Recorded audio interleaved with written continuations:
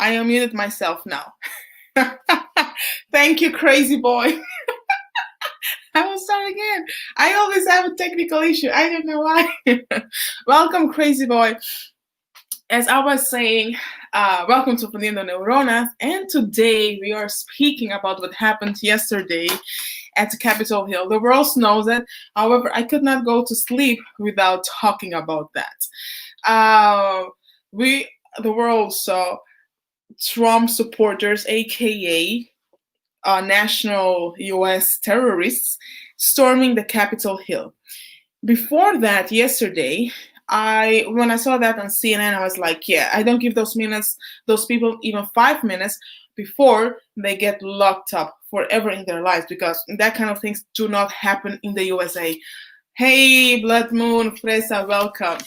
So yesterday, during the live, I know those things were happening. I was cooking, I was here, and I didn't think that it would take so long.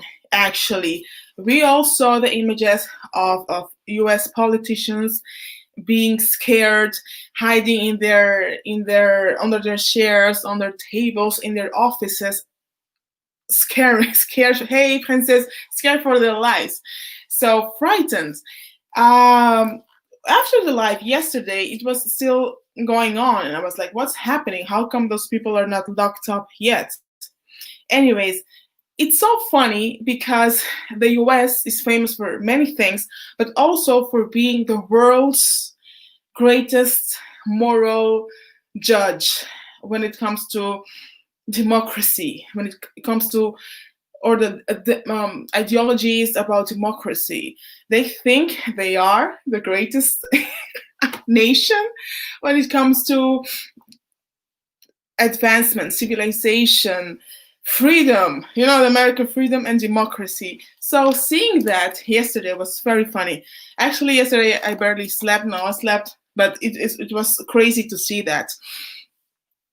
The world, actually, maybe for the US, for some parts of the US, was it a wake-up call to see how divided the country is, and they made themselves so ridiculous in front of the world, because they always give. I'm not talking about regular US citizens, but about the US government. They always cheer. They always applaud when these kind of things happen in other countries. Democracy, freedom, but when it happened in their country, of course they were not happy. No one is happy, because you don't expect that to happen from the US. It's so divided. Sometimes I was today asking myself, how come that happened? I think it's because the US is a very, very divided country in two parts. It's a cultural binarism. I don't know. You are Democrat or Republican. You cannot be, there is not a third party. You cannot be something else. You're white or black. North versus the South. You're with us or against us. Remember when George Bush attacked Iraq? He wanted the support of other countries at the UN, and the ones that did not support, he said, you're against us. If you're not, that's a very typical American. You cannot be in between things. Republicans shame Democrats. Democrats shame Republican people when it comes to votes. It's like you have the freedom to vote. However, it's like if you vote differently, you're seen as a crazy person or something. That's very odd to me. Anyways, what also shocked, all the news channels, everything is talking about that in the whole world, is the fact that if those people were to be black American, Hispanic, or to me even worse, Arabs, if they were to be Arabs, come on, we all know what would have happened immediately. Of course, we know. Well, I heard actually in the news today, and I researched and kind of confirmed something, but not everything, I admit, is that in Washington, D.C., the District of Columbia is a federal area. So the only person that can call or repeal the National Guard is the president himself. But in this case, the president himself was the one that, created this, supported people to go into the Capitol. And of course, he was not doing anything. And therefore, Pence had to call the National Guards. He was actually behaving as a president while the president was there. He can't act in the place of the president if the president is not able to act. However, he had to take his job to call the National Guards and everything. Again, the world is shocked because in movies we see in 1 minute you have everyone. During the Black Lives Matter protests, they were there. Of course, they were prepared because Trump, the president, already called the National Guards and everyone. However, in that kind of situations, you even expect the Navy SEALs. You expect what you see on TV on American movies, and that did not happen. So, however, I do think, and tell me guys what you think, will there be a turning point from now on? Some people are saying that this is the beginning of a kind of civil war / race war, all that stuff. However, I do think that Trump created something that he did not expect, and that is a wake-up call, I guess, in the American society, in the even white Republican American society, thinking like, come on, this is going too far. I am Republican, I prefer whatever ideology, but this is going too far because this is really an assault to people or the party that want people to think different, people that are different and have the right to be so. So that was very insulting. You don't expect that from the US at all. They made themselves so ridiculous against the world. It's like they are so strict when you go to the US with all those questions, and they always think you're something, a criminal or a terrorist. The security level is so high on everything, and they did not manage to do that in their own country. It's something unbelievable. If someone would have said that one day, I don't know, like, yeah, I see in the magic bubble, I don't know the name, someone would have said, yes, Nostradamus, the Capitol Hill will be invaded by white people. You would have said, yeah, right, come on, that kind of things do not happen in the United States. But I do think, however, again, that this will be a turning point, that many American people, white American people, will say like, well, we do have a huge privilege. About that privilege, those people, like, look what happened. Those people are not even in jail. No one. I don't know. I haven't heard that already in the news. So it's like, come on, no one is in jail for that. And they know where they are. They can track someone in 3 minutes in Pakistan, in South Africa, in Kenya, Dominican Republic, not Russia, but come on, they can track anyone, and they cannot find those people. I do understand that the cops, the regular policemen, could not do everything, not much about that, because those crazy people were armed, so you cannot shut them. But seeing an American white cop backing up, you don't even see that in movies, so that's kind of shocking. But after that, how come that, all those American institutions are not really involved? If those people were Arab people, Middle Eastern people, you would have everyone right now in Guantanamo, Cuba. Everybody would be there right now forever. I am so sure about that. So that's crazy. And I do believe that some people will wake up and think, come on, this is going too far. At least that's what I hope. Blood Moon, you say, it was not shocking to me. Whites get away with murder in this country, literally. Yes, I know, and that's a pity. That's crazy. The American criminal or the law enforcement um, system is very odd. It's very unique and very unjust. They believe it's very just, but it's not. It's not fair at all. Yes, I also noted here that, yeah, as it's a federal area, only the president could, in principle, do something. Yes, the police response was, I was kind of indignated, like the world. I am still indignated. Again, if those people were to be Hispanics, Black Americans, Asians, Middle Eastern, and even like the really Oriental Chinese, Southeast Asians, the story would be different. How Yes, I noted this also something. I know that some people will go to jail, not all of them, I guess. Only the one, those crazy that took pictures in the in the White House and stole that in the Capitol that stole some stuff. Those will go to jail.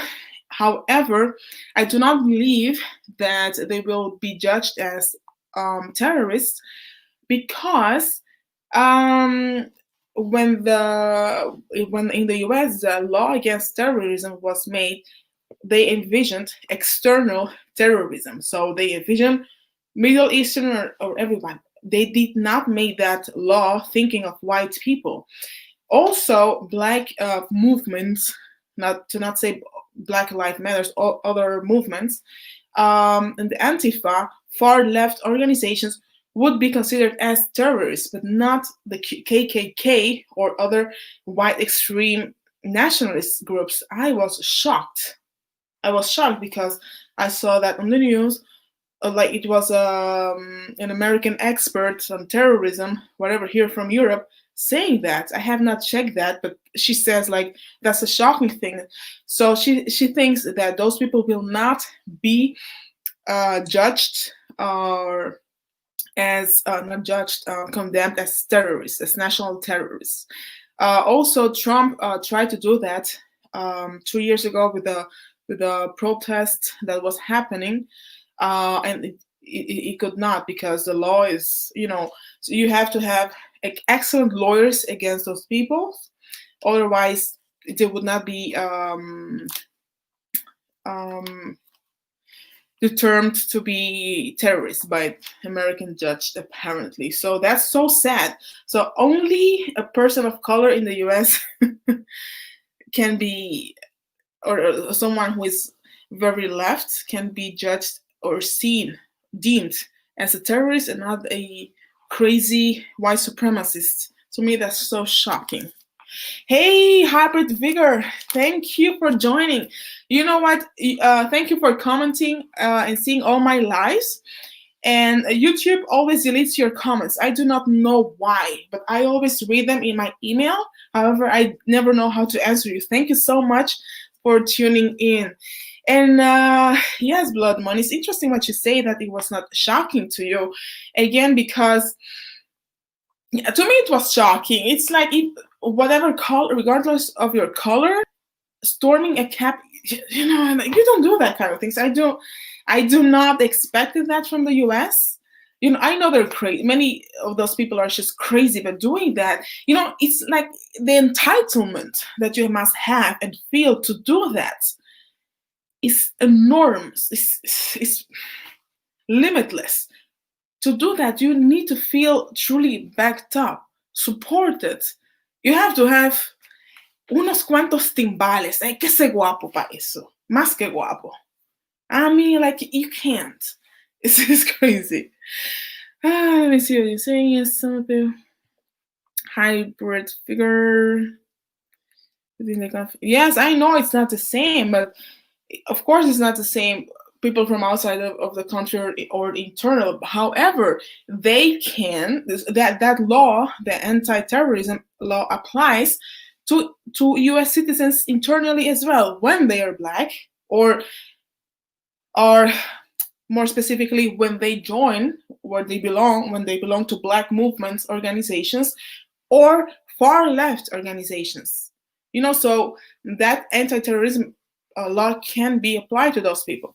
Once I read it on the social media, but I do not believe everything or the majority of things that I read on the social media. However, today I believed it because it was an expert in the US, first, an anti-terrorism expert from the Netherlands that said that, and she has a lot of contact and she has worked and everything with the US. So because she's a true authority on that subject, I believe that. So I was so shocked. I cannot believe that. So they really get away with murder. That's so unfair. Europe, or none of the European countries are, angels at all. But that system is so crazy. It's unfair. It's not a KKK. We don't even have it. Everything. Yeah, some white nationalists, of course. Yeah. The KKK does not exist anymore. You sure? That's Trump doing. But yesterday, Trump was instigating it. Yesterday, he was instigating those people. And he even said, yes, I will go there with you in Pennsylvania Avenue, blah, blah, blah. I heard that while I was cooking. I heard that, but I was like, come on, he's speaking BS as usual. However, no one will listen to it, or maybe they will try, but they will not do it. So I'm still in shock. I'm so shocked. So he did instigate. He'd instigate them, but of course, he was not there. He was in his house or the White House. He was chilling. So yeah, I'm surprised. I know they were. Yes, but as those people are, the majority of them, I guess, are from the South, Republicans. Maybe I think some of them had weapons, or many of them had weapons. Maybe not. I don't know, but I just think. However, seeing a policeman backing up, seeing a white policeman backing up, is so crazy because we all know that the black man in the U.S. with a hoodie and a headphone passes by a policeman. That policeman the white policeman feels threatened, and he will kill him. He will kill the black man.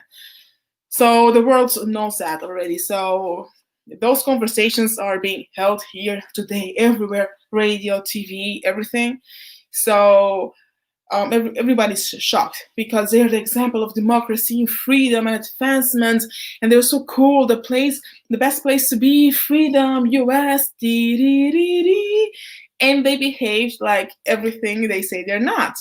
So you expect that kind of behavior from some countries, but never from the US. And the US is showing every time again that they're not all that as they think they are. Dios mío, it's unbelievable. They're even more intolerant and racist than they thought. However, I do not agree with people that say that this is the responsibility of Trump, that Trump began this, that he instigated people, that he made racist of people. No, it's not. I do believe that those racist white Republicans, whatever party they belong to, felt more entitled to do so, that they felt supported, like they can be who they are. They felt the support of Trump, of a president, to be who they are, to externalize their feelings, their thoughts, their frustration. So they didn't turn racist out of the blue. They were like that all their lives, and they just felt, supported. That's it. Hey, Sydney. Hey, girl, welcome. Hey, Flor de Oro, ¿cómo estás? Welcome. The antics infiltrated. How do you know? Good question. I don't know. Yesterday I had the impression those people were left in. Like that was me, like thinking maybe, those policemen are crazy as well, are racist as well. The policemen there at the Capitol, they are, it was they already, or I thought even maybe the Democrats or whoever is after this, they want this to happen. They want this to happen. Maybe they want this, because I could not believe it. I could not believe that that thing was not stopped. I did my life. I went back, I did my thing, and went to sleep, and that was still going on. I could not even sleep. I was watching a bit. I was like, okay, now I'm going to sleep. Because how come then in 3 hours still those people were there doing their thing? I just could not believe so. So I had my own conspiracy theory in my head, like maybe someone from the inside is working with them or letting them in, because otherwise it's impossible to do that. It's impossible. Yeah. Yeah. Oh, you haven't watched anything. The world. The world. The world. The world. I haven't entered to Twitter because that makes me crazy. So, but I know that you might have there a lot of information, opinion, and a lot of funny memes. Hybrid figure, even regarding all the property, the people that got killed, Black Slide. Yes. Yeah. Oh, it was not considered. Okay. Because your I don't know. But the news, okay, Fox News, and a lot of people consider them to be terrorists. Of course, they were not judged by a judge. They were not condemned by a judge as a terrorist organization. They have not been to court yet. So, but some media were considering them as terrorists, a lot of people. So, yeah, this is so confusing. That it's still shocking to everybody, because even though white people are not, they invaded, they stormed a symbolic place. If the same would have happened in the streets, in the Bronx, wherever the Black Lives Matter movement happened, and the police would have acted the same way, you would say, of course, again, white privilege, white supremacy, it's so unfair, da da da da. But this happened at the Capitol. You can't there. You truly cannot make any difference. You have to act fast. You cannot. But of course, it was Trump who had to contact the National Guards. Sydney, the people do not just exist in the South. It's true. In the Pacific Northwest, Midwest as well. In the Pacific Northwest. Okay, Pacific Northwest, the Seattle stuff, right? Seattle. Okay. Yeah. Not the East Coast. I know not in the East, not Connecticut, not New York. Yes, it's true, Sydney. The police did not really stop the black people, or even a lot of white people from the Black Lives Matter movement. However, they killed some. It was different. Their behavior was different. You saw police everywhere. You saw pepper spray. You saw, come on, a lot of things. So I think that we can compare both.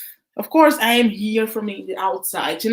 I'm giving my European point of view of what I hear and see from here. I do not live in the US, but comparing what happened, comparing the images from different kind of media, it's like, come on, they didn't react the same way. The law enforcement reaction, behavior was so different. That aches my heart. Yes, I can exactly. I can't believe they allowed them inside. I saw security taking pictures. Yes, Bloodman, Fresa, exactly, exactly. I thought to myself, is this Photoshop? Because nowadays you don't know, you cannot know. Security taking pictures with them, and security people just taking regular pictures. I was shocked. How can this be? So that's why yesterday I thought, come on, they have people inside. They have some crazy Republicans inside that have planned this with Trump. This has been planned because Trump tweeted, I guess, during the election or after the election week in November last year, "I'll see you on the January 6th." So he truly kept going on with this, and those people did not, forget about that. So maybe he already had like a plan. I do not know, but the fact that they got them, so many people, not only one, two, or three, but so many people there, they stormed that place. And the face of those of those politicians, actually, maybe it's a good experience for a politician, so they know how many people feel, how many people that are threatened feel, or how many people that were, in the South during the 60s, or even nowadays, how something happens, how some things happen in the US or in the world, how, how people feel when they invade other countries, how people feel for their lives, how they're thinking about their children hiding on the shares, offices, caves, I don't know. So maybe that was a good thing, that they fear the same, fear, that they feel threatened. Maybe that's a good thing. Okay, the Antifa, I don't know. Maybe you're right. I have to check that. But it's possible that they infiltrated the BLM movement. Okay, it can. Maybe the media did not show it. Can be, can be, can be. Oh yeah, Montana, Wyoming, Nebraska. Yeah. The Republican in the whole country has many Republicans. Okay, okay, okay. Of course, they must be Democrats and Republicans everywhere, of course. But I know that East Coast, North, is very famous for being very Democratic parties. The news crew, of course, that's what they say. No, I try to listen to different kind of medias. I don't like to. I'm a person that I don't like to hear what I think. I need to hear something else, because it's very, when we it's very easy to confirm your own bias. When you're biased, when you have an opinion, and you will always search to your opinion to be confirmed. So that has a term in psychology. I don't remember. Uh, Confirmation, bias confirmation. I don't remember. It has a term. There is a terminology about that in psychology, and I do like to do the opposite, because it's very easy to, if you say the sea is red, you're going and you search something, you're going to find the information that confirms that the sea is red. However, the sea is not red. You know what I mean? Anti are white. I think yes, Antifa, yes. Young white people, yes. At least, the pictures or images that I have seen, of course. Whoa. They were burning down stores. Oof. I thought that the people during the BLM riots, protests, were, like which to me, the ones that were, rioting and destroying shops and stealing were, those people that were not there for the march, for the protest. They found they made of the protest an excuse to steal. Those were criminals, not protesters. They were not there for the BLM. They were there to steal. I do not believe that when I do not believe in destroying while protesting. You're protesting for your beliefs, for your principles, for your values, for something, and stealing has nothing to do with that. So the ones that did that are just thugs or thieves, and they have nothing to do with a certain ideology. At least that's what I believe. So, Sid, what do you think? What do you think will happen? If you want, you can join, and share, of course, your idea. Please do so. Feel free to join and discuss this for a while. if you feel so. What do you think will happen? Um, will be there a race war, will or civil wars, as many people are saying, or will there be a turning point where people will come together and say we may be different, we may think differently as well, but we are Americans, we are U.S. citizens of North America, of Anglo America. Or do you think that people will be even more divided? I think, or that's what I hope, people will be more united because this has gone too far. Mhm. The different groups and some are just. Oh, they have different groups. Okay, I thought the BLM was only one group actually. One group, of course, divided into different states and cities, of course, but they were just one. And some were just to commit crimes, like a group to commit crimes. Oh, I don't know. Agenda had nothing to do with yes. That's why actually I believe that many of them had their own agenda and had nothing to do with BLM or anything, any ideology. Just still, just to to make. They were just opportunistic. Just take advantage of the moment, of the chaos, and steal some. Yeah. Sydney, if you're there, crazy boy, whoever, please feel free to join the panel um, and share your opinion or your belief and stuff. So, Bloodmon, what do you think will happen? Will the situation get worse? Will the situation get better? What do you, or it will remain the same? So it will be a hot topic during a couple of days until 2 weeks or yeah, and everything will remain the same way. What do you think? Or crazy boy, oh please everyone, like the video, please, please, please like the video. I think you're all subscribed. Like, please, like. Hey, Evie, welcome. Hey, welcome the live. We are discussing about what happened yesterday. The Trump supporters that invaded, that stormed the Capitol Hill, and how could this happen? And I'm asking the question: do you think that the situation will change, or it will get worse, or it was just a hot topic during 2 weeks and then everything will remain the same? Please feel free to join and to share what you think about what happened yesterday. Did you expect it? Were you surprised? The world? Or what do you think about that situation? Oh, Eddie, welcome. Hey, how are you? Hey, how are you? Good. You're talking about, my topic, my specialty. I Oh, love really? politics. Yeah. Okay, nice.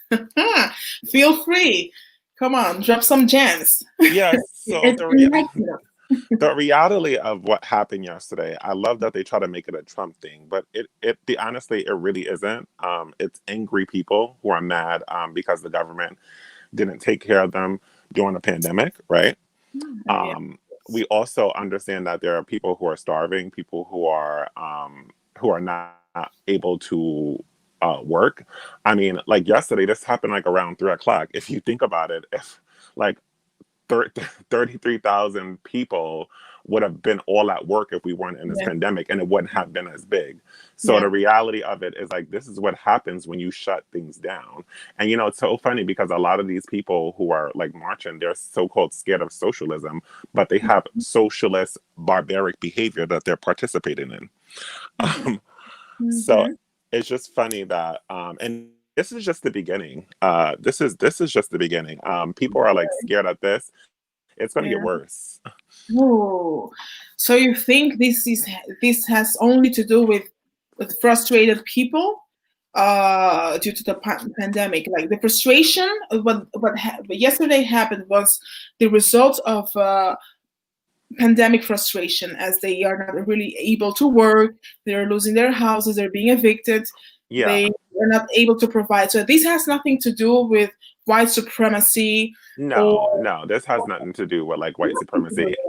And I feel like that it was it okay, so let me just say this. There is an agenda behind it, but I'm saying that this agenda of all the reality of that, the reality of it is that all these people who were protest who went up to that Capitol, Mhm. they were they wouldn't have worked through that person's agenda or whoever wanted them to do this stuff if they weren't angry. So I know there is an agenda. Do we know what the real agenda is? I mean, we can all speculate and think it is, but we know it's not white supremacy because, like, we blame everything on white supremacy. It's so funny. Yeah, Um, but like, they were attacking white people. They weren't like there was a white really. woman who was shot and killed. Oh yeah. No black people were injured. So we say that as white supremacists, but it's just like, well, where are the white people being? And we forget how powerful white people are in America. If they really wanted to have a huge attack on black people, it would have happened already. They don't have to go to the White House to do so. But I didn't see any white black people there. Oh I no, only they were black people there. It's just that we didn't get to see them, and we forget that the Proud Boys were there, and they have a huge ratio of people who were black, black Latino. Uh, you're s- right. Yeah. so of course the media is not going to show that there were black people there because guess what? That would not fit the motive and scare people enough. Okay. I saw actually CNN, Fox, and also European media. I saw French, UK, Belgian, and Dutch media, and I saw no. I didn't see color, people of color, of no color. I only saw Anglo-Saxon people. The majority were the typical what I see in the movies, the southern look people, with the typical head, a lot of No, Confederate no. flags, stripes, I mean you know, south, people from the the south in a pickup. I but didn't the see leader. any tent. Whoa, are you there? Yeah, I hear you right now. Okay, sorry. I'm gonna like shit. I'm gonna. I saw black people there. I mean, I may have not seen. We might have not seen as much, but there were black people there. I'm gonna. Okay, I'm gonna pull up a picture right now because I do follow the media. But okay, black people were there. okay. I mean, like Oh, we had this false reality that there's no such thing as a black Trump supporter. So we just think that the black Trump no, supporters didn't go. No. no, there are black Trump supporters. I know they are, and they have their right to be a Trump supporters because many people voted for Trump. That's not a bad thing. I believe that's their right. That's a very American thing to shame people on who they vote. You can vote Republican, you can vote Democrat. That's your ideology. That has nothing to do, with me or the person. You are entitled to do so. You have that freedom, that constitutional freedom. So I don't think that those people should be shamed for it. However, and even if you're a Trump supporter, so yeah, make America great again. It's good for you. Why Okay. not? However, when you are a crazy person, Hold on. Let me show you because I have it on my phone, my other phone right okay, now. so Let me. tell me. Sorry. Let me just get into my studio space so I'm not like showing you like me packing up. I see my messiness. Okay. Hold on. Hold on. Yeah. Um. Blood Moon, Cuban Proud Boys are white passing. They're white. They're not, that's so American. No, I mean Are they're they? they're they're they're white when they're doing something right. I mean, doing something like the white man would do. That's how we separate it. We don't separate it by color anymore. But here, Yeah. Show me. so I don't know if you can see, but can you see my screen? Yes, I do. So that is a black man, Oh, right? what? The media just doesn't show you that there are black people there. Okay, So yes. does he look like a white supremacist? No, it's Oh, only one okay. person. one black guy. Also, So do you want me to show you many? I can keep yeah, going. yeah. Well, tell me more than one. Okay. But we Oh said that we said that there were no black people there. no, that they say like, oh, they're not saying anything about black. I didn't see one, not even black. It's just tent or racially ambiguous, Middle Eastern, whatever. No one. The majority of people that I saw had, they were like copy paste of each other. With a beard, or maybe not really a beard, but with this But of head course, it's going to be like a different piece of it because everywhere. like the majority of people who are in America are white, and Yes, people who follow that ideology are white. yes, So of course you're going to see more white people. I mean, yeah, more white people voted for Trump. yeah, yes, of course. Has Hold to on. do with numbers. The left media. I also saw Fox News hybrid figure, and they didn't show any. At least when I saw, when I saw it, Hmm. I didn't see any person of color. Yeah. So you're the only media, only person showing that. It's very interesting. It's very interesting. So maybe it was not really or only a white supremacist thing. Hold on, It is, hold on. I gotta show you. I gotta show you this crap. Look. Mhm. So these are a whole bunch of black people like leaving out as a group. Crap.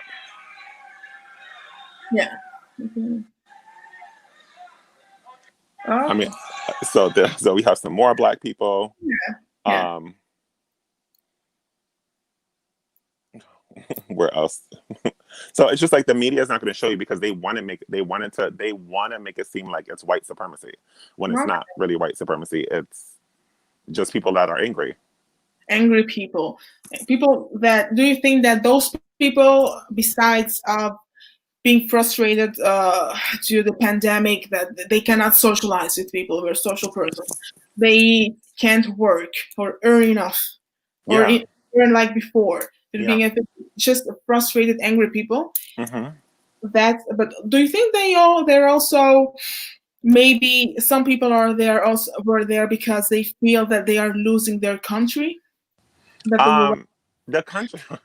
the country. They do feel they probably do feel the majority feel like they're losing their country. But at Yeah. the end of the day, like what kills me about this whole situation is that these people who are protesting right now are trying to say that that they are trying to save America and that the laws are being broken and that people are not following the Constitution.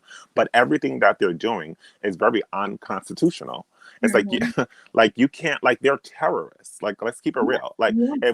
if somebody had like a Habibi on and they were doing the same thing that these people were doing, they would have been shot down. They I would have been called ISIS. I um, agree so totally. it's just like it's just like no, like I support and I get where they're going because I do think that the restrictions that we have going on right now are very are extreme, but that's not how we react, especially when we're trying to say that we're protecting America. I mean, like you can just do the simple thing as making sure that you vote correctly. I mean, where were all these people when it was time to be at the polls? I mean, I didn't see any of these people like really ramped up and like in Georgia when they lost the Senate seats. There was majority of black people who were doing the work for Georgia, but Yeah. then and now these people are mad because they didn't put up the work because they have expectations that this was supposed to be given to them. And it's like, well, that's why you get nothing because you didn't do your work. So Okay. now they're being babies and now they're like having temper tantrums, just like other groups that we've had in previous years during the pandemic. I mean, throughout this year or last year through the pandemic, when they didn't get or they saw something they didn't like, they reacted to it. And it's just like you have to understand that there's consequences to that. Yes, yes. However, yes. Oh, but this reaction was limitless a bit. But do you think that the world will change, that the US will change a bit, or it will remain the same? What do you No, think will no, happen? it will. So here's what's gonna happen. So I'm a predictor because I predicted this too. I predicted that this whole mess was gonna happen. Just Okay. because like history consistently repeats itself, especially when it comes down to politics. It's so easy to see when things are about to spike up, and people are so predictable and they're so easy to trigger. Yes. Um, so it's just like, dag, I knew that. I thought it was actually gonna be a little later, but I was like, you know what? It's of course it'll happen around this time. Like I thought it was going to happen like maybe February, March. But here's what's going to happen. So, Biden's going to get into office, Mhm. and what people are going to forget the reality of how things work. So they're going to start to ignore just because they're pleased by what the majority wanted. When these people are protesting, it won't be that big of a deal, and it will only be a big deal when they want to shame Trump and say this is what we so that we can never have this again. And it's going to distract them from the reality that the Democrats do now have the Senate, they do have Congress, and they do have the White House. And they're going to use everything that is happening right now to tell you why this is why we can't do for you because these people are doing this. So that's what's going to happen. Okay. I mean, they're already saying that they're not going to be able to do anything that. So Trump was able to get into office, and I'm kind of a centralist when it comes to these situations now. Before I was like a huge Republican, but I realized that Republicans and Democrats are both stupid. Uh, but when you think about crap, I lost my train of thought. Uh, when you think about so I was talking about Joe Biden, right? Yes. Oh, Joe Biden is already predicting that he's not going to be able to do things that he already promised to do when he was in his first 10 days. You know how they had that list of things that they had their 10 days? But it's Before going into office. yeah, and it's just like, but how this man who you said was not qualified to be president, how was he able to do everything he said within 5 days? But all these people who are career politics are not able to do what this man who was not qualified to be president to Yes, do. sir. Yeah, That's yes. strange. He's actually more overqualified than they are because he actually got the stuff done that he said he was. Actually, he did. Yeah, the majority of things he said he was going to do, he kind of did it more than other politicians Hmm. or presidents. Was more, bold and direct. And Yeah. yeah, he was. Yes, he kind of. Yeah, I kind of did it actually. He kind of did what he said. He did. I mean, the first the wall started to be built, even though Yes. they said that they Obama, didn't. Obama had also built a bit of the wall, and he deported a lot of people, but Hmm. people don't say that. So he continued with the wall and many things that he said, and And you the know, wall will continue to be built while Joe Biden is in office, and he'll make an excuse why he can't stop it. because Democrats deport people to their own country as well. So they always make it to see a Republican thing. Yeah. So they what I don't like about the Democratic U.S. Party is the fact that every time there is an election, they want people to believe that the Republicans are racist. So being Republican means being racist. And if Yeah. you're a black person and you're Republican, you're a coon, you're a fool, you're a self-hating person, Hmm. you're whatever. And I really don't like that. Hmm. People are entitled to their ideology. Yeah. Why do you have to put a tag or a label on them? Hmm. So there's a very hypocritical and purity. I am not for or against any U.S. party. It's just from the outside what I kind of see and analyze from it. Yeah. So yes, it's very interesting what you say. You foresaw that. I didn't foresee that way. I thought there was going to be a huge man. Whew, your neck. I'm sorry. Oh, no problem. Oh, a huge protest Hmm. as Biden went into office. I thought there was going to be a huge protest and all that stuff. So I saw in my mind the same scenes that I saw in June during the BLM protest. However, this I did not see it. And for the international politic world, the view about the U.S. is like you're not even able to go back in your own country. And you're always invading other countries and telling other countries what to do with the political system or their citizens. You were not able to control those people. Hmm. So it's crazy. Yeah, it's just a very strange, but like still kind of predictable situation. People, like I said before, people are so easy to trigger. If I knew what I knew now, I probably would have been a politician because I just would have been paid to do nothing and just tell the people lies. I would have had fun with that. Imagine that. First, I'm gay. That's one. That's a win. I'm black. That's another one. I would have been the best person, and I would have been a great liar. Maybe I you would've- can start your own party now. yeah, I probably could. No, I don't I, see I, myself I'll call it the truth. I'll say it's the truth. The true party. in the True Party. Yes, the True. That's a nice. Hey, register that. The True Party. Yeah. That sounds like, and That's okay. I'm gonna appoint you. I'm gonna bring you over here and we're gonna No, no, appoint I you. cannot. I cannot. When I was younger, I wanted to be, I wanted to be a politician or do some international stuff, but I can't. So you have to be actually hypocrite is not the word. The word is very professional, and I cannot be that kind of professional Yeah. because I have my ideologies, and I cannot, or my thoughts. And of course, when you're working every day, we work a bit against our own ideologies because we know we are paid for it for to do something that you don't like or whatever. However, if it's going to impact a large group of people, I can't. I can't not. I can't. So I leave Yeah, that but for people. I can't do that. I could never. However, I would like to have the money.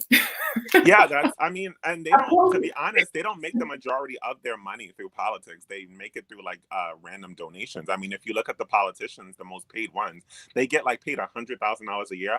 How would these politicians who came from nothing, right, worth $163 million? It's not making sense. If you're right, how are you living in $1 million houses when you're just a politician? In the Dominican Republic, I could give you an answer for it. However, I don't think that the U.S. is as corrupt as my Oh no, country. it is. We just butter it up. As I don't think they're as corrupt. Oh my God, you have more um, mechanism of controls in the U.S.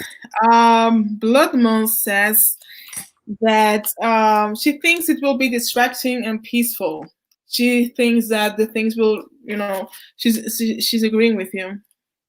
Oh no, it will be. I mean, like I said before, these situations are, so this is why I kind of got out of politics, because I, like, if we're gonna be, I'm gonna keep it real. If we're gonna be, it's either we're gonna be in reality or not. We can't be in the middle. It's either we're gonna just be blind or just be fully awoke. Like, I feel like a lot of people like think they're awake, and it's like, no, you're not, because you're still not seeing what's going on.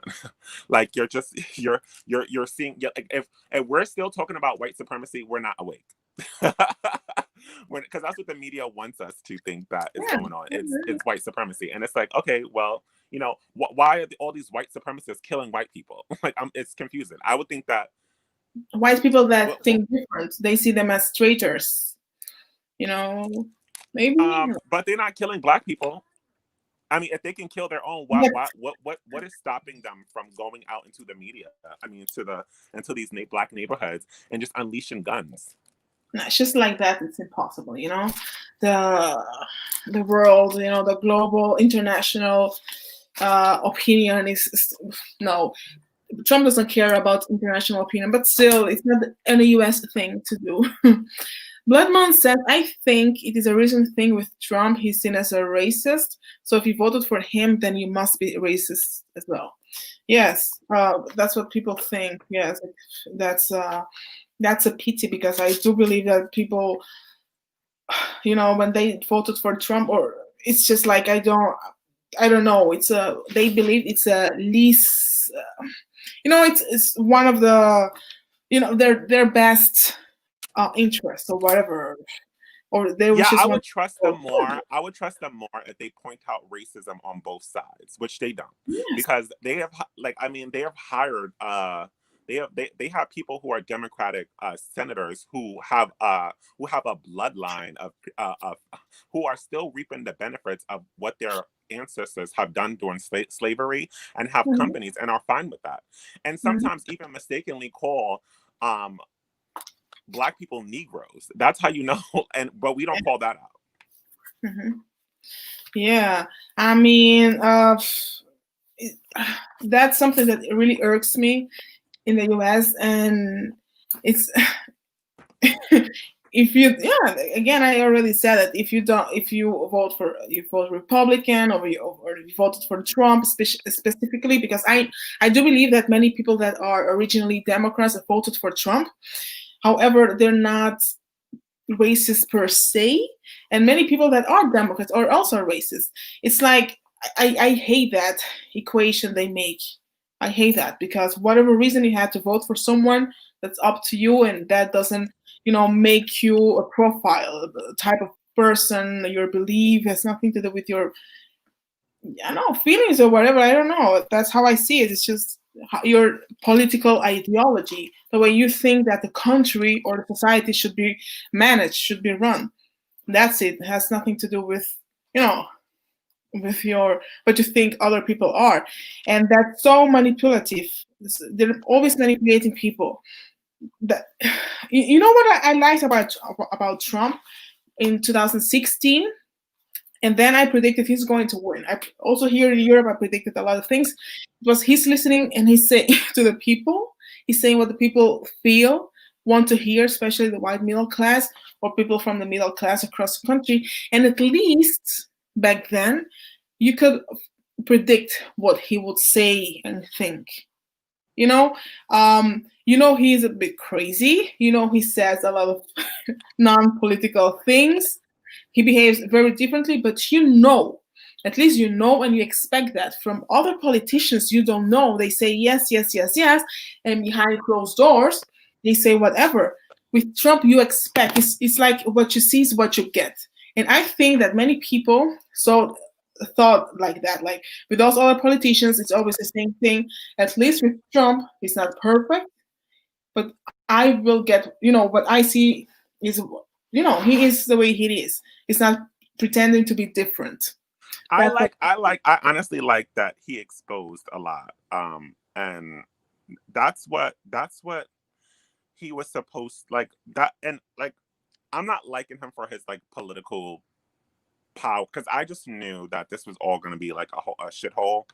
And I'm going to keep it honest. Under his watch, I did benefit from a lot of the things that he did put out. I mean, it was like, if people wanted to make money during this pandemic, they could have. A lot of them just tried to play victims.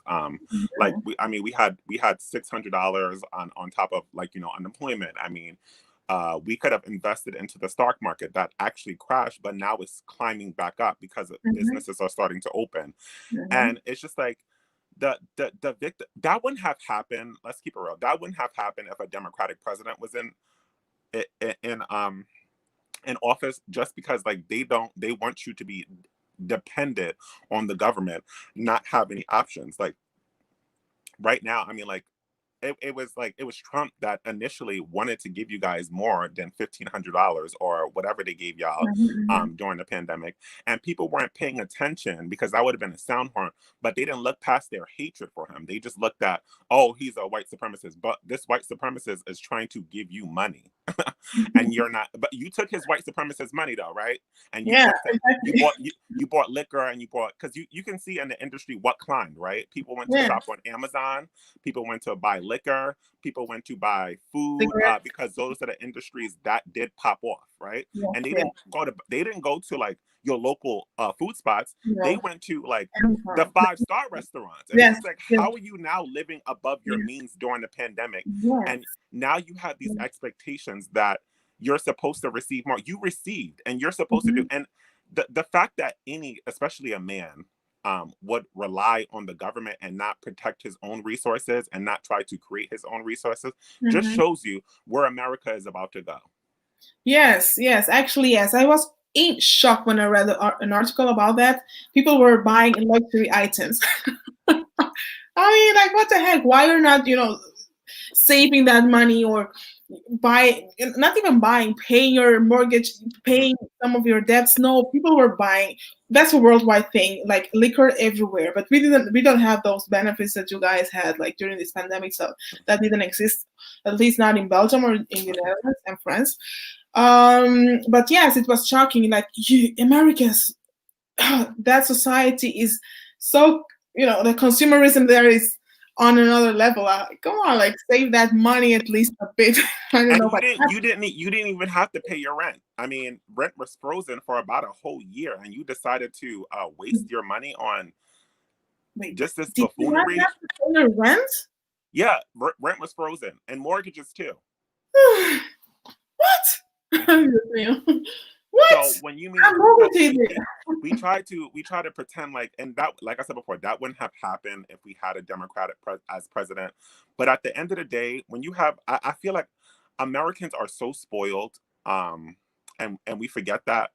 The Mhm. reality of it is, guess what? There are other places you can go to, like Canada, right? Because people are like, well, Canada got $2,000, right? Well, now Canada has strict stay at home, and guess what? They're going to get fines. They're going to get fines if they go outside after 6 o'clock. So we're allowed to go outside, but we're not Mhm. allowed to be. So if you are caught outside in Canada right now, that same place that y'all were bragging about, they gave them $2,000. How about you brag about that?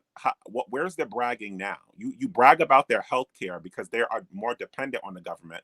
But now the Mhm. government has said, since we did for you, now we're going to control you. You cannot go outside at all. That's scary.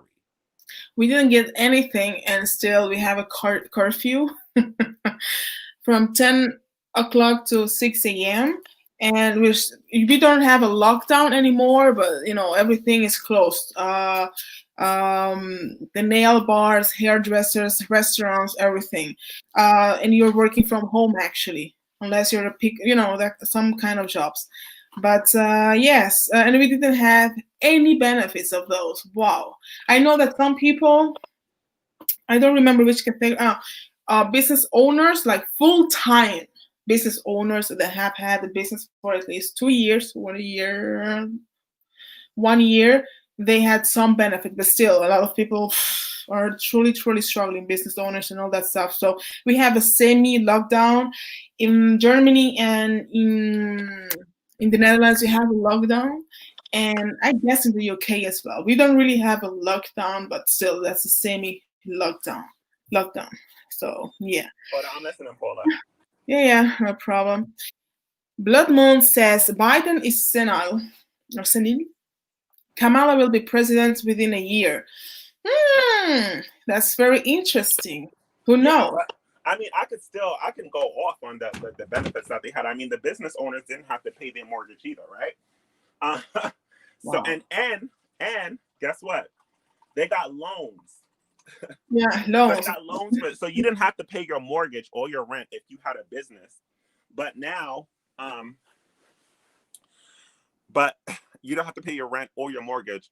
But now, you didn't even have to. How do you say it? You get a loan for that. Your So you loan. get a loan. Yeah. You get a small business grant. Now they got two small business grants that they can do. So Okay. Yeah, where's your money going? yeah, people, business owner, full time business owners had a grant as well, but not a lot, like 4,000 euros for there are many things, but it's not a good answer at all. And the people that work in the medical sector got now after months a grant of 1,500 euros. Nothing. It depends on the country as well, but come on, a lot of people were working. I think that we have forgotten a lot of heroes. The guy that drives the truck for us to eat, some chicken that we can buy at the supermarket. The girls, or the supermarket personnel. The guy from DHL that brings Yeah, but your those package. people, those There people, are a lot of heroes. yeah, but we like. I'm gonna keep it real. Those people here, they got grants. The essential workers had a paycheck protection program where they had less taxes taken out of their paychecks. So everybody got something. Wow, like US, like here in Europe, we always say like you have like the worst social security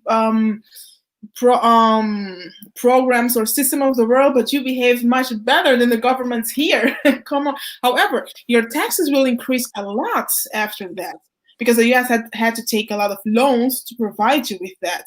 So I think, or your taxes will be increased at European level. I'm afraid Yeah, it because depends they on have it to do depends on where you live. That's why after Biden winning, all the rich people moved to states that had tax free, lower, not tax free. How would I lower. say it? That had like tax zones. Well, free. Well, that they're not as harsh on taxes as other states. So that's why people are like flooding and leaving, like Florida, Wyoming. Um, A lot of places. That's why people are fleeing New York right now because it's bananas. Okay, okay. What do you think about Kamala Harris? Oh, You know, well, I think she's an opportunist. She's a politician, of course. she's an opportunist. Opportunist, And yes. that opportunity that she has gotten is going to destroy her because she is Mm, going to be used yeah. because she already went in, right? And like before, nobody even liked her when she was running, right? Mhm, mhm. So they're going to use her as a tool just because she's a black woman and we do like considered a black woman She became in black America. Yeah. when running. To me, that was shocking. It was La Princesse, the No, princess but that it was told me that. I remember that. I was like, it, "What?" But it, she's it, beautiful. it was done for a reason though, because we do know how black women are treated and that they're usually the person who gets thrown on with all the problems or anything negative that happens. So what's going to happen is instead of people blaming, the big white man, they're going to blame the black woman who's under him when she has no political power. Ooh, that's interesting, Eddie. I must admit, that's an interesting point of view. That's very So interesting. I know everyone wants to be mad at Kamala, but understand that she has no power as VP, no power. Do No, y'all even remember Joe Biden when Obama was in office? I don't. you barely. I No, don't. When they said that he you was barely. he was his VP, I was like, what? Yes. I Mm-hmm. don't remember him. I just We remember him always like what? went to him on his left side. Huh? Next, he was always on his left side, I guess. But Yes. I didn't know who he was. I just thought he was a person. I mean, we never heard him speak. We never heard him. Security. Okay. Okay, okay. I think, oh, that's a very interesting concept, what you said. Yeah. How I was going to say that I always, that's what irks me, you know, me of the Democrat Party in the US. It was like when they needed Kamala became black. So they always play on the race card, on Yeah, the race things like, okay, but we need the black woman because we need the black vote. They want to take the black vote for granted, they needed or the they black like, woman's vote. They didn't need the black vote. not the black man's vote. Okay, the black No, woman. I mean, well, the black woman's vote controls the black men's vote. Um, okay. All right. Yeah, well, the majority of like, well, we know how it works. The woman control how those political things. I mean, the men may think that they do, but at the end of the day, and we do know that a lot of black people are politically ignorant. So they Mhm. don't know about politics because they haven't been taught about it, and it's not taught in school. So of course they're going to follow the lead of the person who is the most smartest, which is really the black woman, and that's why you saw the face every time you looked at. If you look at any Joe Biden campaign, anything that was happening, it was mostly a black woman leading it. Look at Yes. Simone Sanders. Yes. Look Yes. at Tamika Mallory. Look at who else? Just all, even even people that we don't consider Cardi B, black Latina. Cardi B. Yeah, and hold on, we have AOC, which I was shocked because she was a radical, right, a progressive.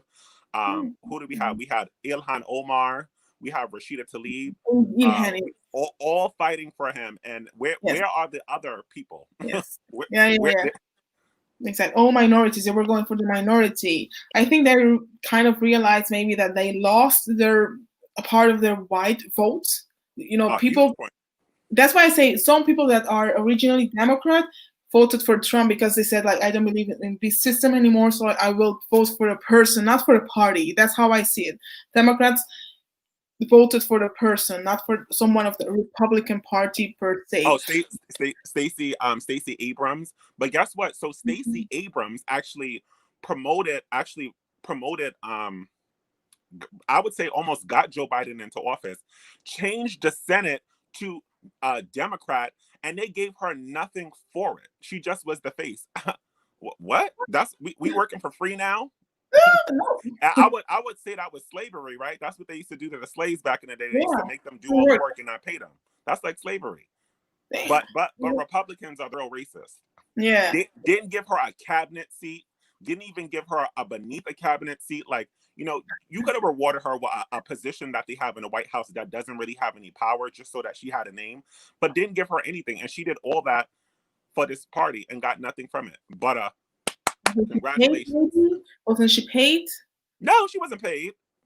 That was You free have labor. to pay people. You have to pay people. I People mean, in that's not. office should be qualified people, and other people that run for you and stuff. You have to pay them. Come on. Oh, yes. Yeah. Again, that's opportunistic thing of the Democratic Party that me from the outside I don't like. It's always manipulating minorities based on race, ethnicity, and all that stuff. But Without us, it's we're always. helpless. They always say, without us, you're helpless. And if you don't vote for us, you're a coon, you're racist, you hate yourself. That thing, and I do not understand why people do not get it. Why minorities do not get it in the US. So I prefer, living as I'm not Republican or Democrat, but I prefer know who doesn't like me than the one that is pandering or pretending that I see you, I'm good for you, I'm going to help you, and that is actually underestimating me. That's what they do. They underestimate you or your. Yeah. I don't even know. Hybrid figure says the Democrats see the black vote as a given because of racism, so they don't actually have to do anything for black Well, people. they did the same thing. We can't make it all a black because they did the same thing to Latino people. Yeah, Sorry, they yeah. got y'all the ones who got him in there. It wasn't really black people. Black people do not have don't are not. There's not enough of black population No, to get no, a president into office. It was no. Latino people who got Biden into office. Yes, a lot So, of Latina women, minorities together, minorities together. well, we do know that the Latino population could have swayed the vote. We know that. In big states, yes, Texas stuff. However, the Latino men voted differently. But well, that's Not another well. conversation. It's a certain type of Latino man, but we know the Yeah, majority of them still voted for yes, it's the majority, yes, Joe because Biden. also I know for a fact some family members that did not grow up in the U.S. That have the U.S. citizenship now are were a bit afraid, like, come on, oh my gosh, no, in 2016, if Trump wins, they're going to deport us, they're going to send us back to the DR, blah blah blah, we're going to lose everything. It's like they cannot deport you. So many people Uh, were frightened. Well, Really, like, what's going to happen when I'm going to predict this too. So y'all thought that uh Trump was bad.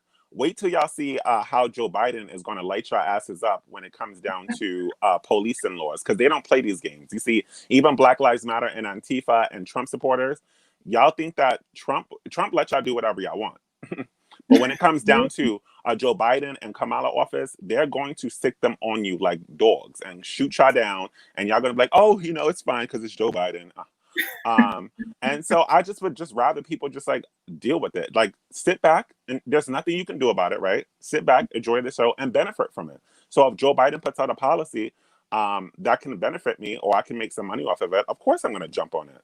I'm gonna be a supporter of his too. we have to support our sitting president. It makes for an easier transition into things. I mean, we're destroying America, and we're doing it as people. Politicians are doing nothing. It's mostly people outside who are destroying America. I mean, I don't see politicians burning things down. I don't. no.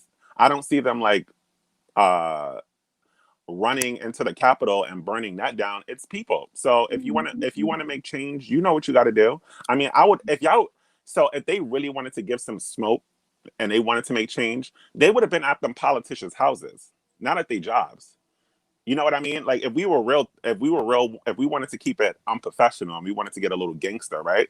Mhm. We would have went to them politicians' houses and threatened them. So that's why I'm saying America doesn't really want to give smoke. They just want to complain. And Mhm. that's okay. Just complain in your house. Or on the social media. Yeah, like use Twitter. That's what Twitter's for. Yeah, that's what this is for, use your Twitter fingers and just Yeah, tweet about it. those warriors there. Yeah. Yeah, Bloodman says Stacy's getting hurt. She thinks that Stacy will get her government job in the Well, you future. know what? Guess what? She did have a government job. She was supposed to be governor of Atlanta, or yeah, governor of Atlanta. They ended up finding out that she actually won, and they didn't even give her that job. So Oh, okay. yeah, if you look it up, she actually won because the votes were counted after she stepped down, and actually he did it because votes are always still being counted. They ended up finding out that she actually won, Okay. and they didn't let her into office. I mean, they just, since she backed down, it is what it is. Okay. And coming back to the curfew, Bloodman says that the schools are still open for some students, so I don't believe there is a curfew. This is What my curfew? Here in Belgium, we have a curfew. Do you guys have a curfew in New York?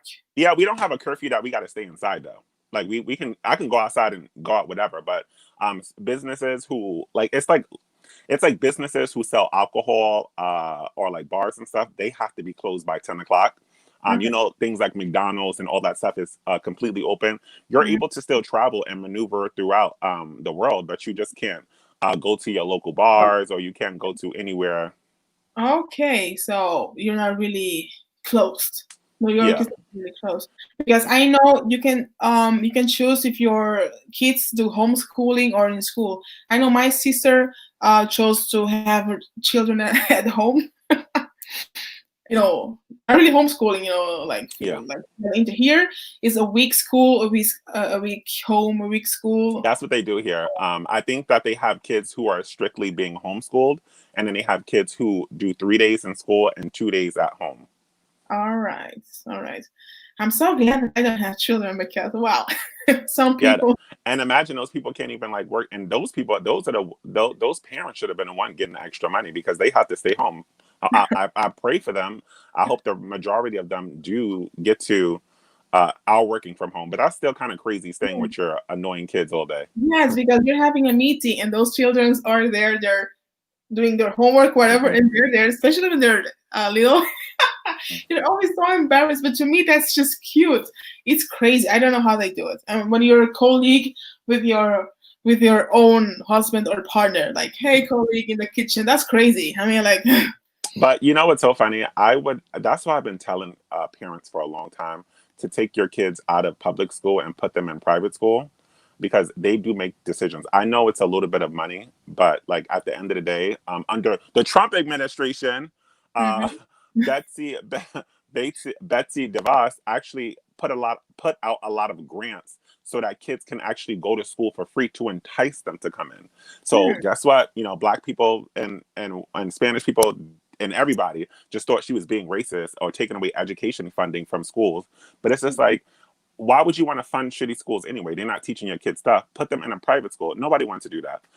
You know how many people, I even sat there and like filled out an application with a young lady because I told her, I said, listen, I found out, this is when I was in politics. I found Mhm. out what was going on. She still didn't do it. She could have got her child in private school for free. And now she's asking me for that same application. I said, it's done. You could have been had your kid in school.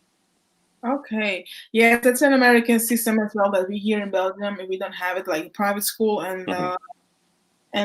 public Or, school. or Catholic school, they call it. Yes, I went to a Catholic school. Like Yeah. Catholic school are the best worldwide. Hmm. So, and you have governmental school. Those are like what you would say, um, the private, the public schools, but still, it's almost the same. Actually, it's just like you have like religion topics and that kind of things, and they have a bit of more freedom concerning that. And they're funded differently. That's the only. At the end of the day, they're funded with tax money. It's the same.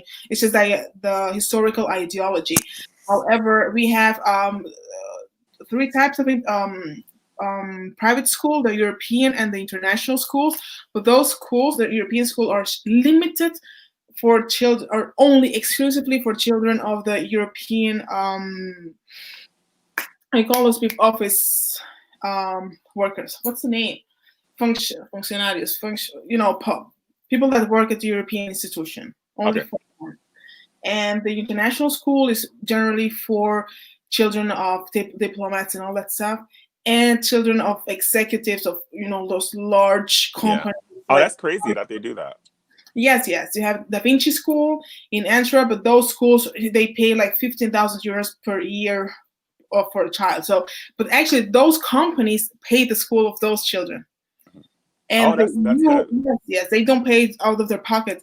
And the EU schools, it's a European institution that pays the school actually. But I cannot have a child and they can go to school. No, no. It's like if you work, one parent works there, your children are entitled to that education. That's a Yeah, I went to a Catholic school too, so and it was very beneficial. I mean, I still was, a little bit naughty, but really so. yeah, it was a good experience. Yeah, but how much? Well, we're going to off topic, but still, like, private school, a decent private school in New York, Catholic school, are they so expensive or not? I would say, well, you get grants and stuff. My grandma ended up paying for it. It was, I think it's, what was it, like $7,000 a year? Oof, Yeah. yeah, wow, that's a lot of money. Yeah, but here's the thing though, you're investing into your child's education. So what you can do, you can just take out a loan if you have good credit and just Oh, pay that back. You see, people don't think. See, I'm on board. I'm ready.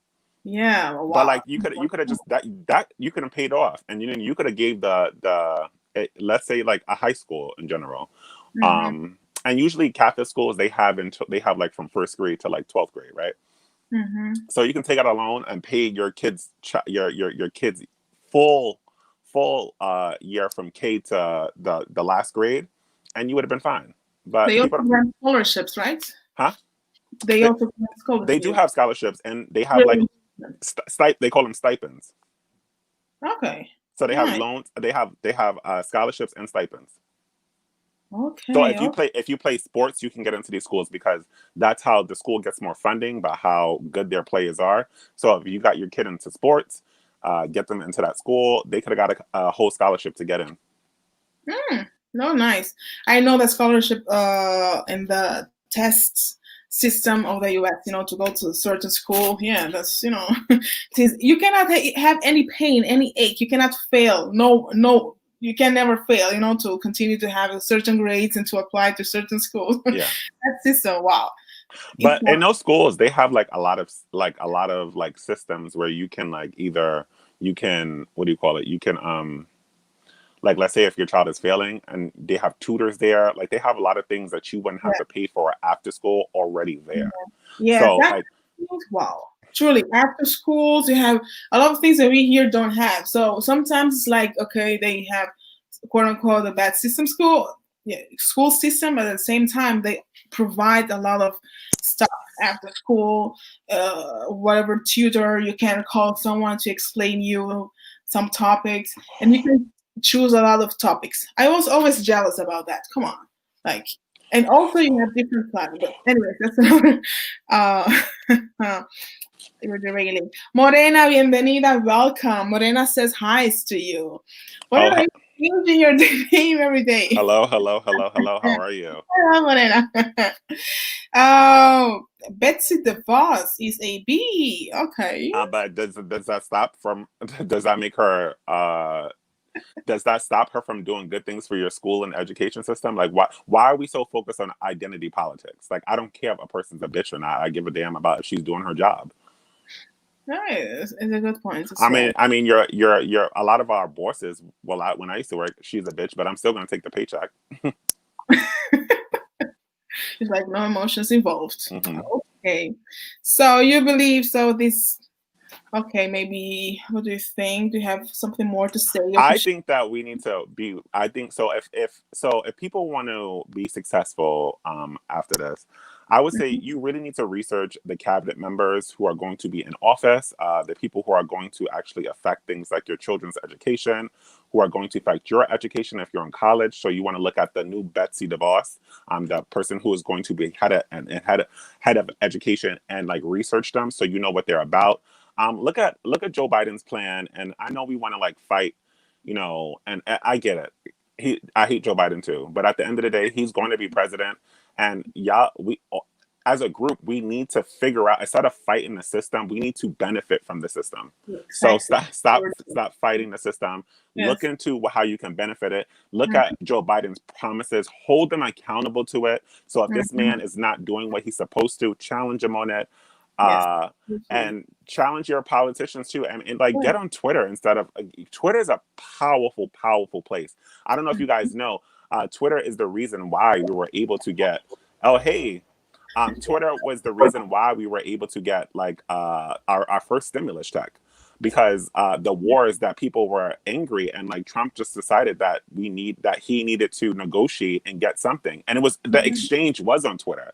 So Yeah, it's a I know pressure you, tool, actually. Yes, yeah, I know you, ladies and gentlemen, don't think you have a voice, but like you use have. the tools that are given to you. Oh, Like tweet these people when they're angry, like your Nancy Pelosi, who's the House Speaker, or um what is his name? The guy who is the and head of the Senate, no longer, thank God. What's his name? I don't Mitch McConnell, I think it is Mitch McConnell. know. Okay. Oh yeah, him. Thank God he's gone. But here's the thing: we need to research these things and know why these people are like, why these people are not beneficial and why they shouldn't be in these seats. Because at the end of the day, we could have gotten more money from the government. Not me specifically, because yeah, that's a long story. But y'all could have gotten more benefits. Y'all could have got the Mitch McConnell out. Like, if I was really into politics, I would have flew to the town where people were voting, and I would have had like a blowhorn, like, if you vote for him, I'm gonna whoop your ass. You know, like just really going out there and doing what you're supposed to do. I would, and you know, I would have comic. Because like at the end of the day, he is the person who blocked you from getting so much more money than you could have, and he's a Republican. And you know, I'm a huge fan of some Republicans. So yeah, everybody's not the same. Okay. Bloodman says that Betsy is not doing nothing good for her. She's actually in the, let's say, in the educational field. So maybe for the people that are in that field. Well, I would suggest you like jump out of that field and start trying to work for a private school. I mean, they do pay you more. Nowadays, now during pandemic, oh. Why not? Changing your job right now. Yes. You can do that in America. Many people have done it. Really? Take a chance. I mean, if your job sucks, are you going to stay and complain about it, or are you actually going to do something about it? Do something. No, you can do something about it. But now it's like, damn. Or work both. Do one job and like do part-time at a private school. Come on now, we got to hustle. This is what America's about. Hustle, hustle, hustle, hustle. Yeah, it's true. That's true. But like, sometimes, but everyone's situation is differently. But we gotta hold each other accountable here. We gotta motivate each other. I get that, you know, shit is hitting the fan, but we gotta yeah. Yes, no, go ahead. Sorry. No, you're fine. I guess Comic has something to say. I don't want to interrupt him. Right. I'm being professional today. Comic, bienvenue. Welcome. Oh, merci. Merci. Vous parlez français? Je me débrouille bien. Oh, Je suis wow. pas francophone, mais Je parle un peu de français, mais plus ou moins, je parle créole. tu parles créole. Ok. Je comprends un peu. Yeah, je comprends un peu de français. Mais, you know, after that, like conversational, like to how can I say this? To have a high caliber conversation? No, I can't have it in French. Okay. No, I can't have it in French. How long were you listening, Comic? No, I just came in. Oh, dad, you missed. I was just I'm sorry, God. You got to see how you didn't get to see how like I'm not ratchet all the time. I'm actually really educated. You missed out, man. Make sure you replay and watch I it. missed out. All right. Always having So a I'm gonna have the other Eddie. I'm sorry, God. No, go ahead, Comic. Go ahead. Yeah. What's the title here? Is this clickbait or? Because the situation is still developing. It's too early to find out if you have a double standard or not. It's way too early. You understand that it's not just in Washington this is happening. Out in Georgia, you know, and other states, it looks like a coordinated movement. Thank God we need it. Orchestrated, yes. Okay, it's orchestrated.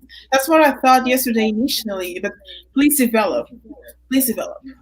So you think and you know what? Those police officers who were seen taking selfies with those guys, we don't know what repercussions are forthcoming for them. We don't know that if they'll face treason charges, right? Sedition charges, treason charges. We don't know what's coming. I'm sorry, go ahead. You are. You know what's so funny? Everyone's already like the right. You have some echo, Paula. Sorry.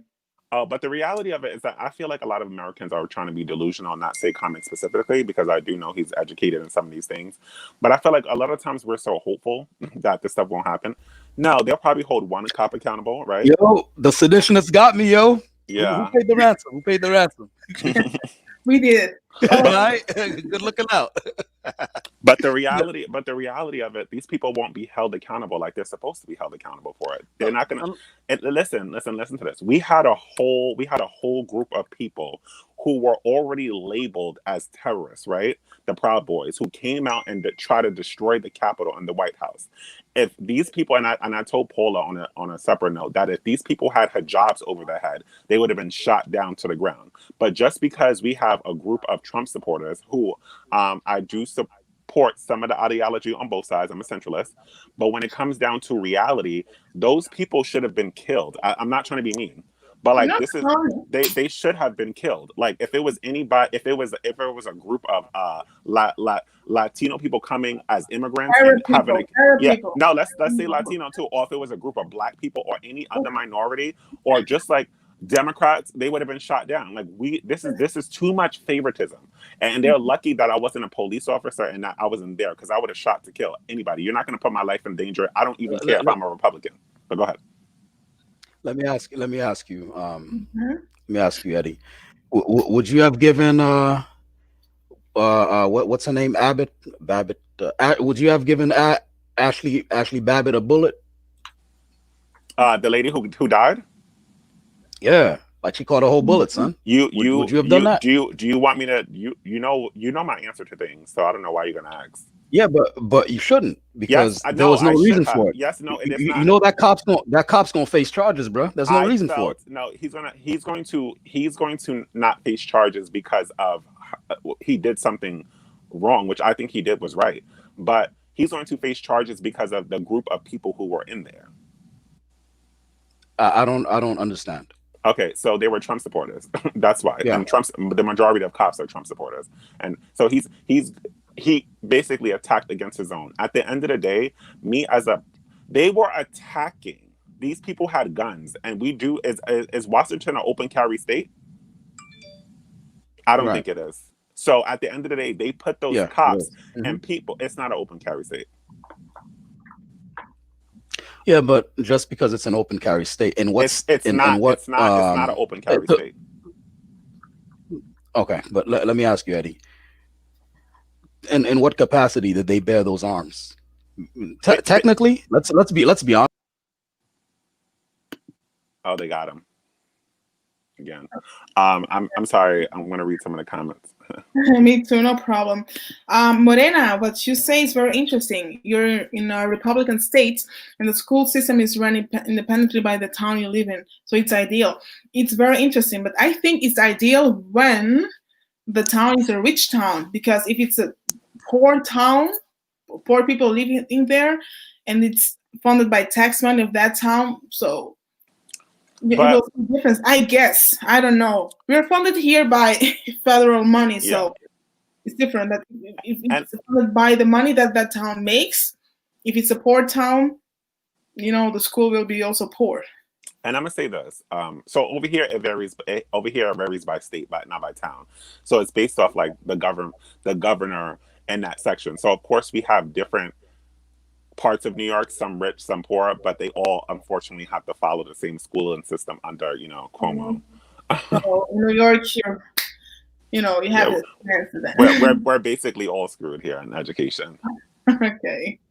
Private schools pays 1/3 of what the DOE pays. DOE. Okay, so, they pay less. Comic is getting jumped out, but like here's the reality of it. Like those people, those security guards, their job is to protect the government officials and not to protect those people. And those people were coming to attack. They were trying to burn down that building, which actually put not only the people who were there in danger, but also put the government officials in danger. Exactly. So the symbolism of the freedom, constitution, the modern democracy. You don't have freedom when it comes down to attacking them. If we were in another country and you was to do that in Saudi Arabia, you would have been shot like at the doorstep. at the doorstep. Imagine in China or North Korea, they would have been. Maybe we need some presidents from Saudi Arabia to go teach these presidents how to handle these people correctly, because they don't have that shit going on. Oh my gosh. Yeah, No. but this is what makes our Sorry to country curse in good, your, though. no, it doesn't. Eddie, our tolerance and measured responses Yeah. are what makes our nation great, because we have measured responses. There's nothing of value except those ballots, which they could have carted away when they evacuated those officials. There's nothing of value in that place. That's a symbolic victory that they were trying to get. They were not, but if those people, no, we're not going to do that and say, oh, the good thing they evacuated. It does not matter. When you are attacking a government official, you need to be dealt with. It doesn't matter if they evacuate.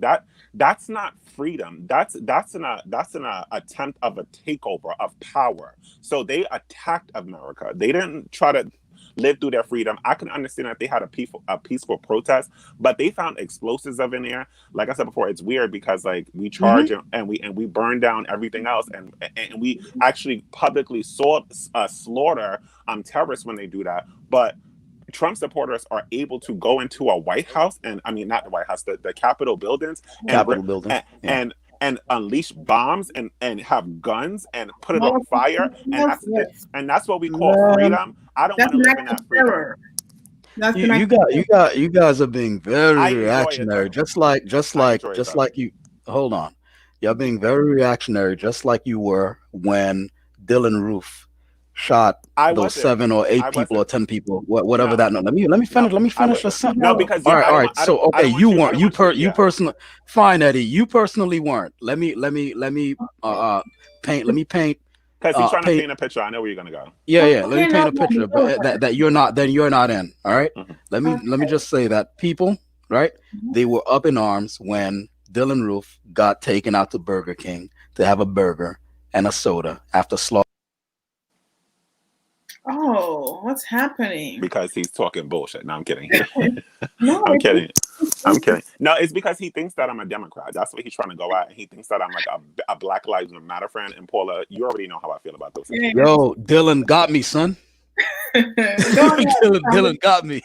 No, if he got you, you would have been got. Right? Yeah. There's a thing where you, as law enforcement, it's borderline entrapment, but you have to like kind of entice the criminal to incriminate themselves. So what they did with Dylan Roof is they took him out for a burger, and yeah, we understand, buddy. Yeah. Tell us more.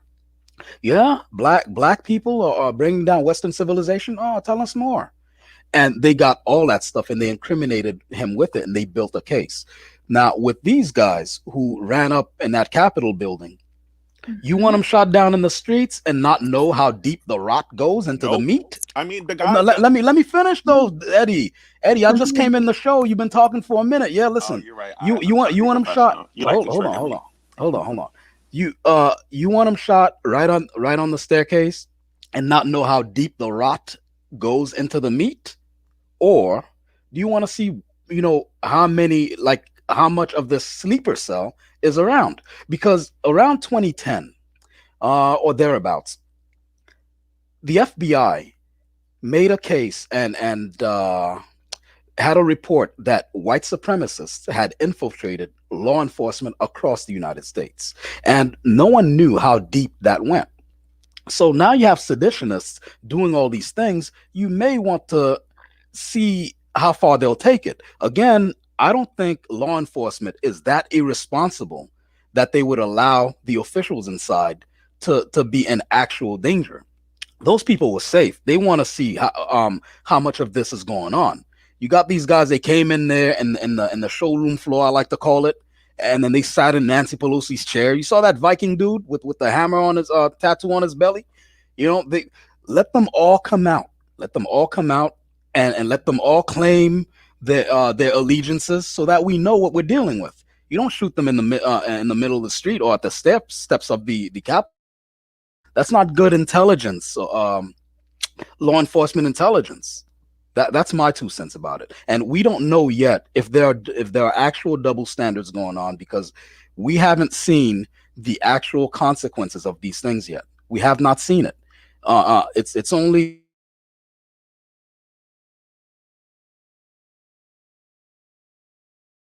Oh, oh, okay. You know why we haven't seen any consequences of? Oh, I'll let you go. Let me mute myself. Comment, you're back. Comic, comic. Maybe you have the same problem that I have sometimes. It is you're on your private Wi-Fi and then on your guest Wi-Fi. Maybe it's jumping. Okay, you're back.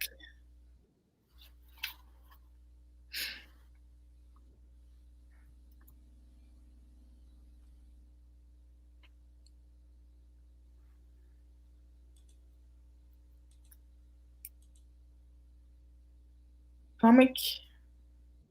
Okay. It's that line. It's that lying Wi-Fi. No, I love Comic. He's a smart dude. Yes, it has interesting perspectives. I like He his just argument. he loves to argue. No, I like that. I like that because I like when people have also different arguments and perspectives because I think it teaches you something always. I don't like people But genders. to his point is the reason why those people were not held accountable is because the people who were supposed to hold them accountable were laughing and joking with them. I mean, that women. Matter of fact, And that's good. That's good. That's good. Okay. Let them laugh and joke with them and take selfies with them and throw up peace signs and all that other good stuff. Because remember, in Charlottesville, right? Those people didn't face consequences in Charlottesville. Those consequences were long and severe, and they lasted over a long stretch of time. Years afterwards, those guys are still paying the consequences for that big show of force they did in Charlottesville, all showing their faces. It was one of the most I almost said televised, one of the most visualized across the media event that white supremacists and white separatists, white nationalists have ever held. Can I say this? But the people held them accountable. The people of America, they called them up. They got their jobs. They threatened their jobs. That's not the American people's job to hold the people accountable. That's the government's job and the police officers' job to do that. So for you to give me that consequence thing, no, we are not. That's not freedom. That's us doing what we pay the government to do. My taxes pay police officers to protect me. I don't get paid to call up people's jobs and protect myself from white supremacy. If that's the case, just give me my taxes. How are you in danger? How were you in danger at that moment in time? You were a million miles away. I'm not saying me specifically, but I'm talking about the group of people who were there. You mean the officials? Yeah. Who are in the building? Yeah. Yeah, but look, man, to tell you the truth, I mean, Nancy Pelosi just came out talking a whole gang of shit. Yeah, they will be. Look, like a few hours ago, Nancy, you were cowering behind a barricade in some bunker, right? Yeah, but that doesn't make it okay. No, I'm not saying that. It's just freedom of speech. No, listen. No, I'm not saying it's okay. Okay. No. Look. No double standards. Eddie. No, I know. Look, Eddie.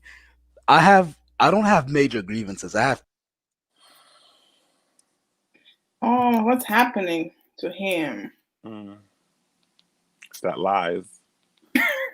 No. No, I'm kidding. I get what he's saying, but like yeah, Eddie. I don't have major grievances. I have pet peeves, man. Like a few hours ago, Nancy Pelosi was cowering in a bunker. All right, now after the big muscles came in and took those guys wherever they took them, right? she's somewhere, talking gangster. Like, what did she these say? people won't be held accountable for. Be like, come on, Nancy, stop playing. But that's what she's supposed to do. I mean, I don't know, man. She has to reinsert and ensure to the people that they are okay and that people have not taken over what the government. How does Nancy do this? How does Nancy do this? Nancy does. By coming out. I don't feel reassured by Nancy. I mean, she is like, let's not forget that she is one of the most powerful women in the world, right? Yeah, a few hours ago, cowering in a bunker. Yeah, but that's because men tried to attack her. That's something different. But she does have a lot of power. Yeah, I mean, a whole woman got shot in that barricade. So it's not just men who came up and tried to. Let's not make this a gender thing, Eddie. Well, but why when I'm talking to you, and I notice you do this a lot, you just only pick out the one thing that you heard that I said, not the bigger picture. Yeah, but you said because I'm men. but I'm not going to sit up here and keep saying men and women, and like I can't do that. You can say people. Majority of people there were men. So when it is the majority, you get called that. All right, Eddie. You know, I mean, was it not a threat when those people had what do you call that machine that chops off your head? Was that not a threat? Guillotine? Yeah, was that not a threat? It's so funny because America doesn't want to become a socialist country, but their people are acting very socialist when they don't get what they want. You look beautiful. Thank you. You look so beautiful. I had to come up and show my face. This is the first time I get this. Thank you. Blood Moon Gracias says that I look like an actress from the 40s. Thank you. Damn. Thank you. That's a compliment because those women were wow. Go ahead, comic, please. You're there, comic.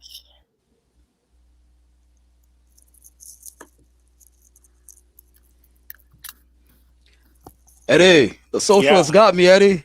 They do. Well, this y'all. They don't like money, so I don't know how they let me go. They don't like money. So I don't know what deals you guys made with them. Let me go, but the socialists got me. I'm back though. Listen, y'all have allowed these people are gonna pay. I don't know why you sitting up here thinking that these people are not going to be paying for the next 10 years. There are going to be consequences for doing this. There's going to be people up in there's going to be people up in Sing Sing or wherever they hold whatever the most maximum punishment is for maximum incarceration is. We don't have 10 years. Yeah. We don't have 10 years. You know that, right?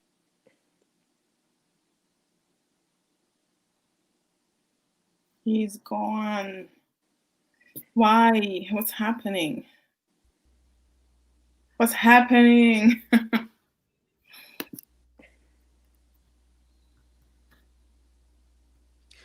Yep, my connection's really bad. Are you on that government Wi-Fi? Yeah, go ahead, Eddie. Go ahead.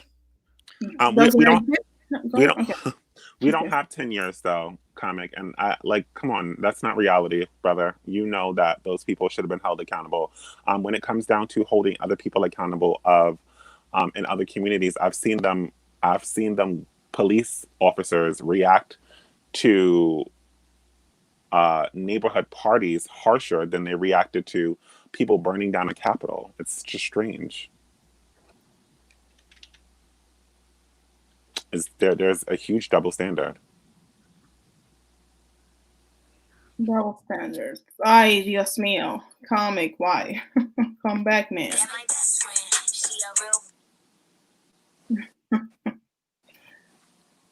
Oh. You guys do not agree at all. Thank you, girls. Yes, but people compliment me a lot when I have this look, even though I feel that I look a bit older, especially with my clip-ins. That's how you call it, you know? So I like it, but at the same time, it's like I look a bit more mature and older, but people like this look. You look beautiful. I love it. Thank you. I love the difference. Yeah, I second that. She does. You look gorgeous. Thank you. Did you say beautiful gorgeous? Beautiful gorgeous. Beautiful gorgeous. We had to make a new word, but unfortunately, I'm gonna have to head off the live. I have to prepare for my live today. Okay. Paula, thank you for having me once again. Comic, it's always great. It's always a pleasure talking to you. No doubt. I know it's late for you, so you have a good night, and I'll join another live. And comic, I'll see you when I see you. No doubt, man. Are you having a live today? Sorry, are you having a live? Yeah, today? I'm having a live. Like, wait, was it supposed to be? No, in 8 o'clock. 8 o'clock. Yeah. 8 o'clock. 8 o'clock. I know it's late for you. I know it's late for you. But tomorrow I don't work, and I was like, if people are holding a live today, I will join because you're always helping me actually, and I'm like, I need to hop on a live, and everybody is doing some lives every day. So I'm like, I need to join. Yeah, So I've been getting it back to back. I've been growing my channel quickly. I don't know what's going on. all right. So please always invite me. And if Yes, I'm of free, course. I'll do always. And thank you so much for joining and and sharing your knowledge. And Yeah, I love. I used to work in politics, so I just love to talk about it. your But thank technical. you so much. Have a good night, Thank guys. you. Thank you. Have a great day. Night. Wait. Okay. Oh, gracias. Elegant. Thank you. Thank you. My mom looks amazing with this look. But I'm like more thank you. No, I like it as well, but yeah, thank you. Maybe it's because I prefer on me, like I like more than Victoria's Secret's waves, So yeah, I will adopt this look. Thank you. So comic, you were saying, go ahead, enlighten us. I'm backstage. Yes, you're back. It is gone, I'm unfortunately. backstage, man. You're backstage. No, I hear you. You're here. Yo, Yo. yeah. I didn't catch all of the discourse between the two of you, but have either of you Mhm. touched on the role the media played in all of this? Yes, he did actually. Yes. Okay. Can you give me a truncated encapsulation of what he brought to the table in terms of what the media did in all of this? He actually said that the media only showed like a part what was happening. As I told him that here in Europe, the only images that we got to see were, the typical white supremacist looking people, or like South that with the beard and the hat, the typical hat, like I don't know how you call it. The kind of baseball hat, but different. Like white power redneck from the South that you see in movies. Essa é my foi. So I don't know if you're hearing me. So, and we didn't see any person of color at all. At all. And he showed me some pictures of people of color. María Montes, no te burles. Diga María Montes. Ojalá yo ser una estrella, una belleza. Que María Montes. Lord, I live in your with you. Ya se dicen. Oh, sí. Ahí está. Flor de Oro, decía. Ok, está bien, muy bien. Ok, gracias. Me voy a guardar esa, ¿eh? Oferta aceptada, o sea que ya tenemos un contrato, ¿eh? Cool. Estoy trabajando en eso, en side hustles, porque esta pandemia uno no sabe lo que va a traer, señoras. En serio, estoy hablando, yo no... Realmente tengo un poquito de miedo a lo que vaya a pasar en el futuro, porque al principio se pensaba que solamente era una crisis de salud, pero las pandemias duran siempre como que de 2, 3 a 5 años, y aunque ya tenemos la vacuna y todo eso, uno nunca sabe lo que puede suceder, y aunque no es una crisis meramente financiera, obviamente tiene impacto financiero también. Van a dar muchos préstamos y todo eso, pero igual hay que cuidarse un poquito. Y estoy viendo me estoy también como que educando en algunas áreas por si algunas cosas desaparecen. Y Blood Moon, yo voy a hacer contenido en español también para un público dominicano y latinoamericano en general o hispanohablante, pero con temas un poco, bueno, dominicanos, sino más o menos internacionales, sino que estaba así como que los temas gringos como que son medio interesantes también. Y de una manera u otra esto se está convirtiendo como que en un momento digo, estoy harta de esos lives, eso me toma como que mucha energía y sueño y no sé qué, pero al mismo tiempo como que uno build a community, que yo digo, yo necesito ir a un psiquiatra porque hace, ¿qué tiempo tengo yo? 6 meses. Si a mí me hubieran dicho que tú puedes sentir una conexión con personas que tú nunca has visto, yo digo, no, eso es para muchachos, gente adulta no hace eso. Y yo veo que ustedes, personas que no me conocen, que no nos conocemos, que yo nunca les he visto el rostro, o sea, siempre están supporting me, y yo digo, y como que hay una conexión, no sé, es raro, sin no conocerse, es raro, yo no sé, tengo que leer algo, de psiquiatría, psicología o no sé qué. Yo creo que esta pandemia ha hecho mucho eso. Ayer yo le estaba comentando a mi pareja como que yo ahora en estos días, o él mismo comenzó, tú estás teniendo más contacto con personas que tú no conoces que con tus amigos que tú conoces. Aquí es algo raro. Yo creo que es algo que estamos teniendo todos. Esta pandemia ha hecho cosas. ¡Ey, mi madrina! Miren a mi madrina, ahí está. I come here to... Ay, tú eres dramática. I have no life. I come here to hang out. Miren a mi madrina aquí. Hey, no problem, girl. Señores, por favor, hay que support a la madrina Cristina, que es realmente quien nos ha agrupado, que nos ha, como que ella es la que presenta a la gente digitalmente, como quien dicho, realmente nos conocemos, por así decirlo, a través de ella. Y we have to support her. Esos videos que hace Cristina, yo no lo hago ni por el diante, porque a mí hay que pagarme para hacer eso. Eso es mucho research. Y yo sé, Cristina, que con ese video de México, tú duraste 5 días en eso, mínimo. Ese research es, ay, no.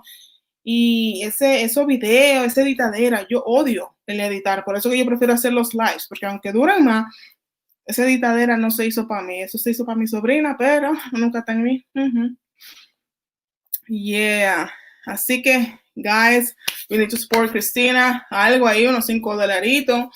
Yo lo hice hoy. Y la gente, hay que decir, realmente, Cristina, tú tienes que decirle a la gente, tú eres de Costa Rica, tú quieres que yo te haga un video de Costa Rica, contribuye un poco, support it, porque eso es mucho tiempo. Y hay mucha gente que they have a burnout por hacer mucho contenido. Hay muchos YouTubers que aparentemente tienen burnout. Así. Yo sé that they took you days. Pues sí. Y como les decía, que es raro, o sea, uno tener así como conexión y contacto con gente que uno ni conoce. Y yo tengo que confesar algo.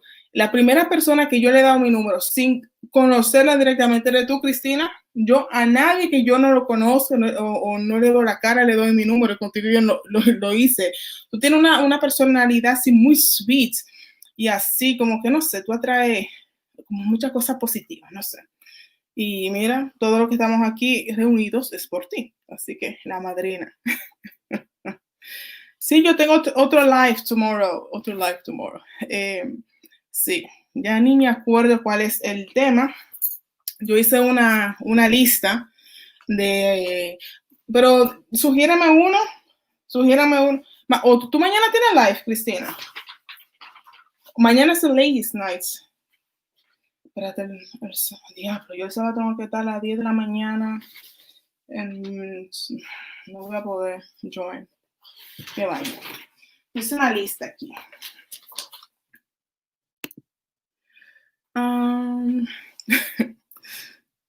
9:30 de la noche. Oh. You're special, Cristina, yes. Oh, qué cosa. A las 9:30. No. Yo pensaba, o sea, yo juraba que, bueno, hoy todo el mundo tiene live, yo pensando los jueves. Y, o ¿cuáles son los días que la mayoría de la gente tiene lives? Porque realmente a mí me gustaría participar en los lives, porque mucha gente participa aquí. Y a mí no me gusta hacer de que sanguijuela. A mí, si una persona me ayuda, yo quiero también ayudarlo, contribuirle también, porque si no, yo no me siento bien. Yo no soy en eso. ¿Qué ustedes creen si podemos tener en español, quizás, o quizás en inglés? Topics que tengan una manera u otra que ver con nuestros orígenes, en el sentido, por ejemplo, el impacto o el futuro de las remesas. ¿Qué creen ustedes? Lo digo porque muchos de nosotros, bueno, somos segunda o hasta algunos tercera generación en el exterior y tus padres o viven aquí en el extranjero contigo o si no ya han fallecido. Entonces ya tú no tienes como que esa obligación de mandar remesas, de contribuir con tú sabes, con la alimentación, ¿qué se dice? No, con la manutención de tu familia allá ¿Qué creen ustedes eso? ¿Qué va a pasar? ¿El futuro de eso? O si la inmigración todavía es una opción para mejorar ese tipo de cosas. Yeah, welcome back, Holly. Go ahead. Yeah, no problem. I went to a new device. I'm hoping that helps the connection out a bit. I restarted right. everything, went to a new No device. problem.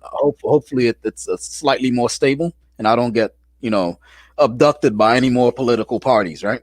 So here's the thing that I was talking about with the involvement of the media, right? These people are gaslighted. I'm assuming I don't know how much time you spend on Twitter having debates. Maybe you don't know what gaslighting means, right? Yeah, I know what gaslighting means. Like when you say something. Okay. Go ahead.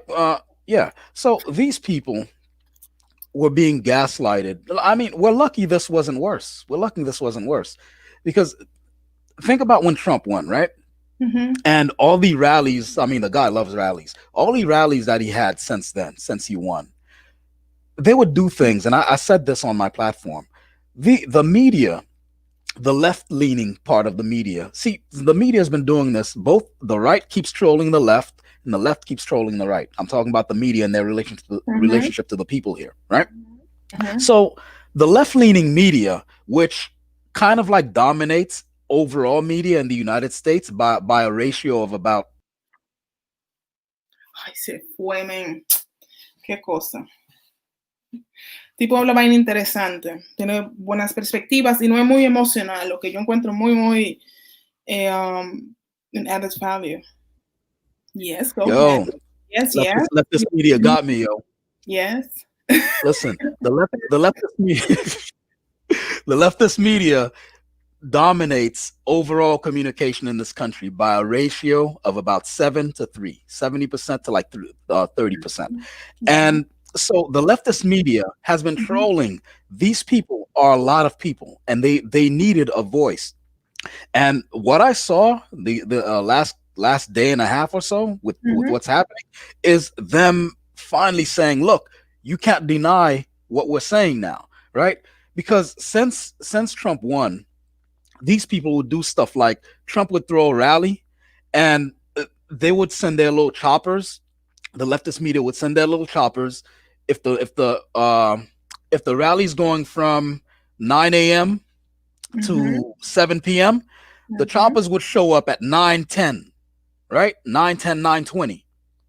When it's like 30 people who have showed up with their little sandwiches and sodas and stuff. And then they take a snapshot and then they throw that on the news. Look how many people showed up to a Trump rally. And then like the thousands of people who show up, later, they show up when they show up. They show up later. They don't photograph that. It's little things like that was irritating the mass of people you saw storming that Capitol. Damn. Haciendo mi anotación. Okay. Oh. Yeah. And so I left a comment on the Young Turks where they were like, thousands of people stormed. I was like, yeah, there are thousands of them. They're not 30 of them, are there? Are there, Anna Kasparian? Are there 30 of them now? How many of them are now? Anna Kasparian? Like it was irritating. And the thing is, I'm not even a Trump supporter. It's just I hate when someone in charge denies a voice to people who need a voice, right? So what you saw there was just people who needed a voice, in my opinion. Now the thing is, the sprinkles of them, I think it's sprinkles of them who came in there with guns. I mean, when we saw the thousands of people, I didn't see that many guns, right? There were sprinkles of them who came in with guns, and I heard there were bombs involved. I don't abide any of that at all. But the mass of people who for the last 4 years have been asking to be heard, that's what I saw today. Because the media has been gaslighting, straw manning. I mean, they'll take.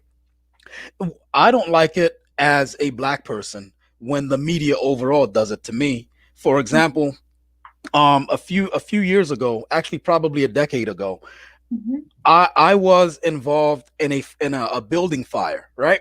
Mhm. And the thing is, not involved as in, I did it, but involved like I was there Okay. and I saw it happen from beginning to end. When the media showed up, they stuck a mic in Jamal's face.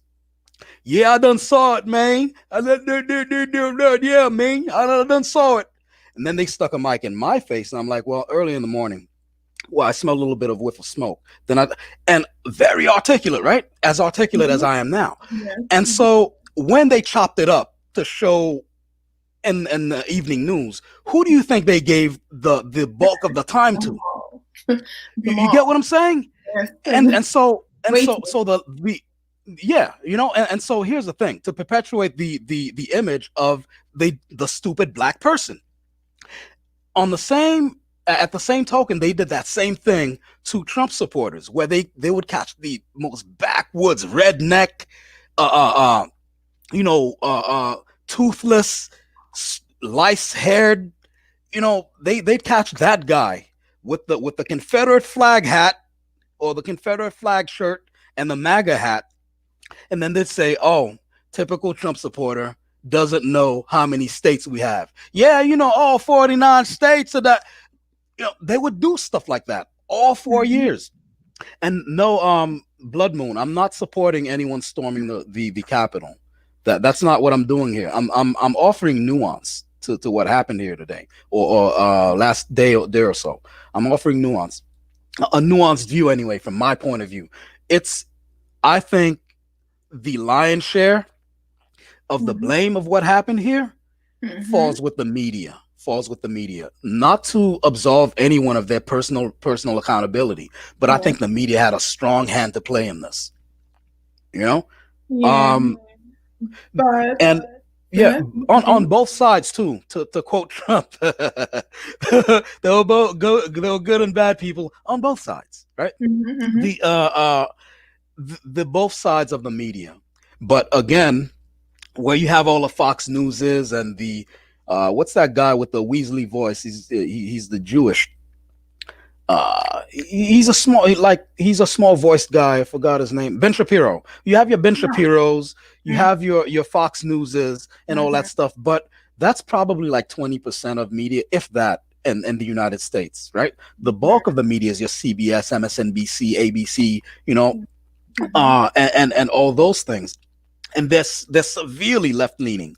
They're immensely left leaning, and they've been gaslighting the bulk of America. I mean, the middle of America, for example, right? The Bible Belt and the deep farm country. Those people massively support Trump, right? And so you have those people. They're not coastal. What I've observed with the political demographics of America is that the coastal cities have the more population of liberals and leftists. So New York, Philly, Florida, LA, right? When you're dealing with the coast, it looks like they have more leftists, right? But then when you go deep in America, you have more conservatives. Yes. Again, not all.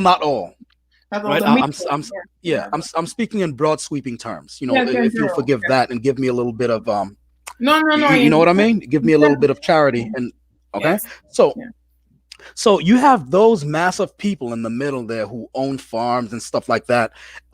Basically the breadbasket of America, and those people have been getting gaslighted not only by the political media, right, who cover things in Washington, New York, and stuff like that, but the entertainment media has been working hand in hand with the political media to troll these people, where they're injecting, no disrespect to my LGBT family, you know what I'm saying, but to basically inject modern leftist ideals into media that the middle of America consumes. So you have them injecting into shows that most of those people watch. You have them injecting massive amounts of homosexuality, transgenderism, and a lot of time.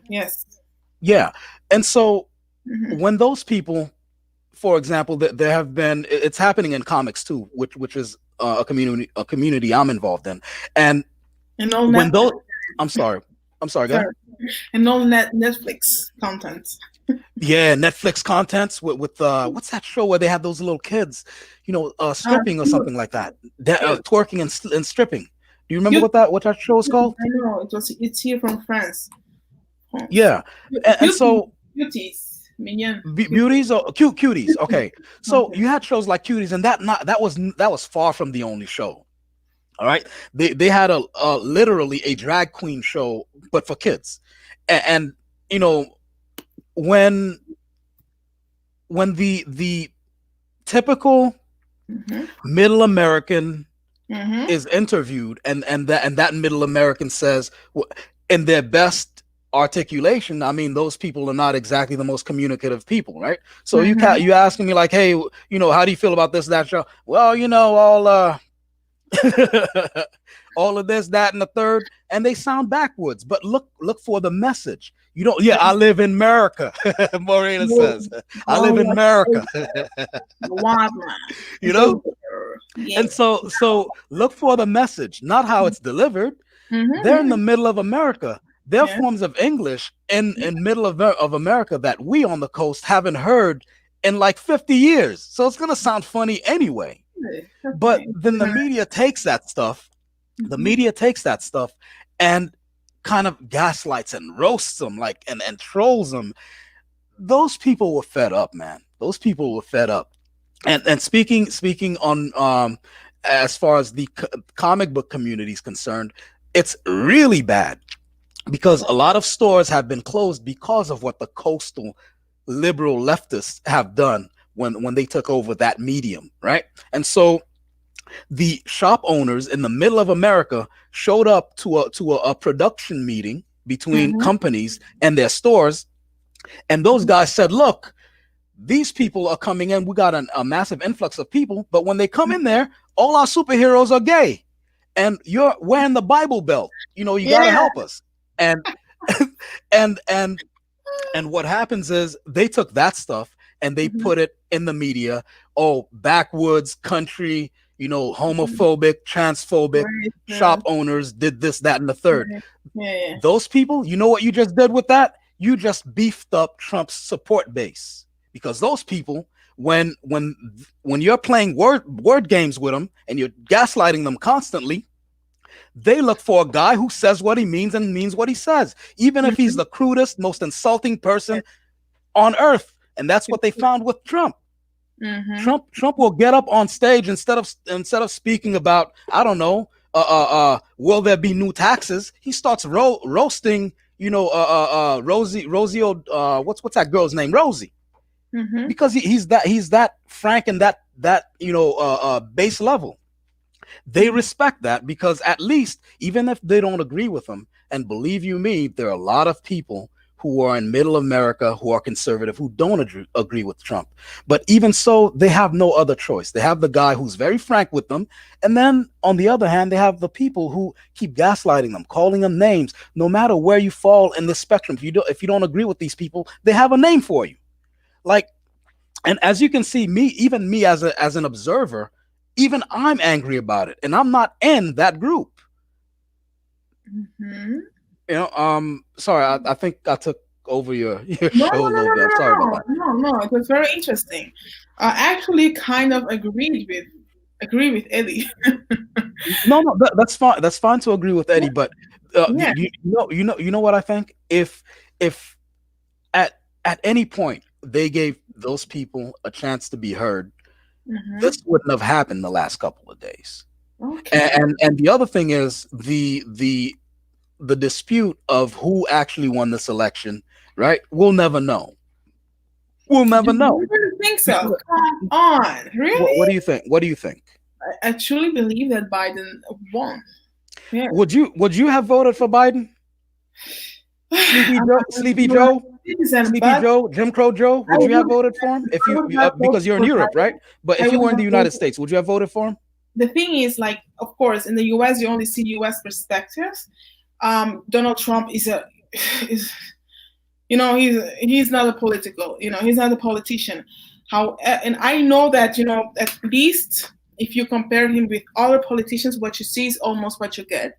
Even though he's very narcissistic and he's like a kid and all that stuff, I would have voted for Biden because Biden is a true political, internationally, Biden is the best choice for the US.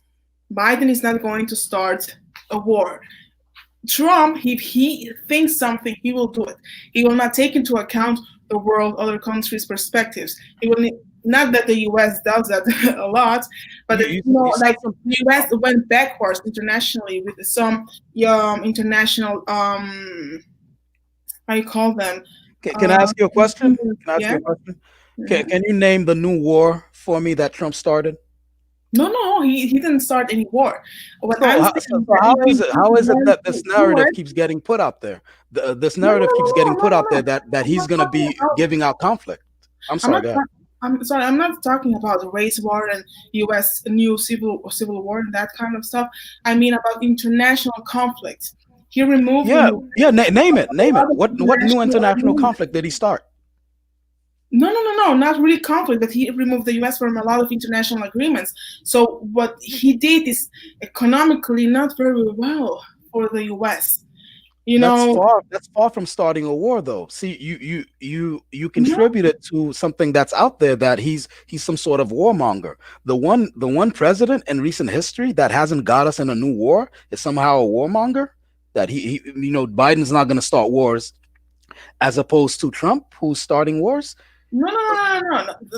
Like if it's invading a country, the U.S. internal affairs have nothing to do with the U.S. external affairs. It doesn't. For other countries, for Brazil, Dominican Republic, Russia, and all that stuff, it doesn't really matter who is in office. However, some really politicians, they have some kind of skill, knowledge, and everything more than Trump. So if Trump wanted to invade again, which country has the U.S. not invaded yet? Let's say Australia. That's a very short list. He would have done it, That's a very short list. So, but still, it's a bit different, and also with international trade agreements and all that stuff. America on that level has been, going backwards, and now you will catch up. So internationally, the U.S. Biden is better. Look, man, you guys don't like Trump because he doesn't look good on your arm. He's not arm candy. He's brute. No, I'm not talking even about that. I don't even care who wins in the U.S. And stuff. And I think if you voted for someone, if he won, if Trump had really won, he should be, in office again. That's democracy. That's really not how that goes. When you have people cheating, and when you have people cheating, I really don't see how you think, that's democracy. Meanwhile, they're doing things that, and the thing is, I sat this one out. I sat this election out. I don't like either candidate. I think this turned into a circus. A clown show.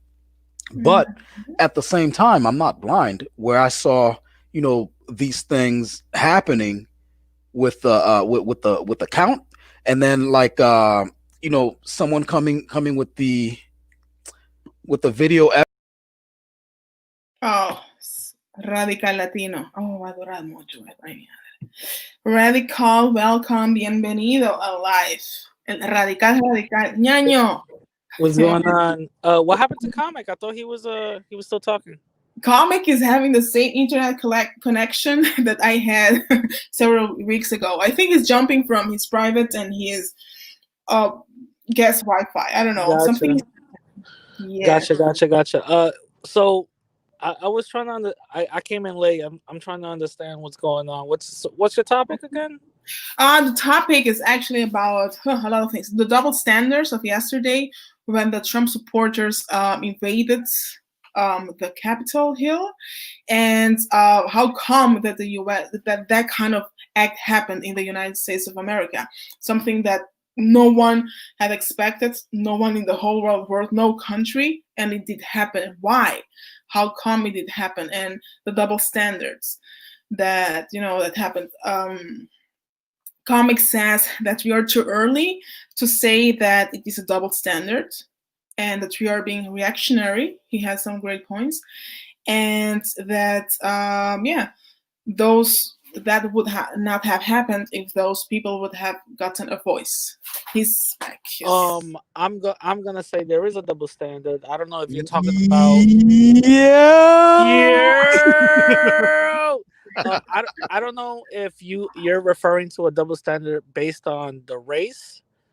I don't know if that's what you're referring to, but I'm just gonna assume that's what it is, and I do believe there is a double standard based on the treatment, because when you do have non-white people protesting, you'll see tanks, army guys, helicopters, and all this other stuff to stop the rioters, but yet they storm the Capitol building and you get selfie with police, you get only 13 people were arrested and multiple people just get escorted out and all this other stuff. So there is definitely a double standard. Apparently 4 people died. I have to reconfirm that, but One was apparently shot. A Yeah. U.S. Marine, a lady of 35 she was years. like shot in the neck or whatever. But That's we one have time. we also have to And understand. 3 people died of a heart attack. You see, Yeah. something So like we have to understand that Trump did incite this with his speech before, that. saying that he did win and all this other stuff, which that's actually false. I truly do believe this election was stolen. I stand by that. Yeah. Even though I'm not a Trump supporter whatsoever, I still do believe it was stolen. I do want, if I do want a fair election, because now the fact that, let's be honest, Biden didn't really have a good track support. He didn't. He didn't have a good support group. Yeah, that's why I was neither- asking her just now. Neither did Kamala Harris. Kamala Harris was an embarrassment. That's the reason why she even fell out of the whole campaign thing. With Kamala Harris and Joe Biden then meeting up, I felt like that was a very desperate strategic move from the Democratic Party, and the fact that nobody in their mind would have said Joe Biden won before the election. We all knew Trump was going to win because his support group was actually extremely strong, very strong. So the fact that Joe Biden won, I still believe that it was stolen, but that's a misnomer at this point. The thing is that I just want a fair election, even though I'm not a Trump supporter, but let's keep it fair, but that's a misnomer at this point. The fact that you did have Trump supporters going up in there and, basically a whole coup and bugging out and, going up in there just to disrupt what's really going on and disrupt this whole Democratic thing. And they weren't stopped beforehand.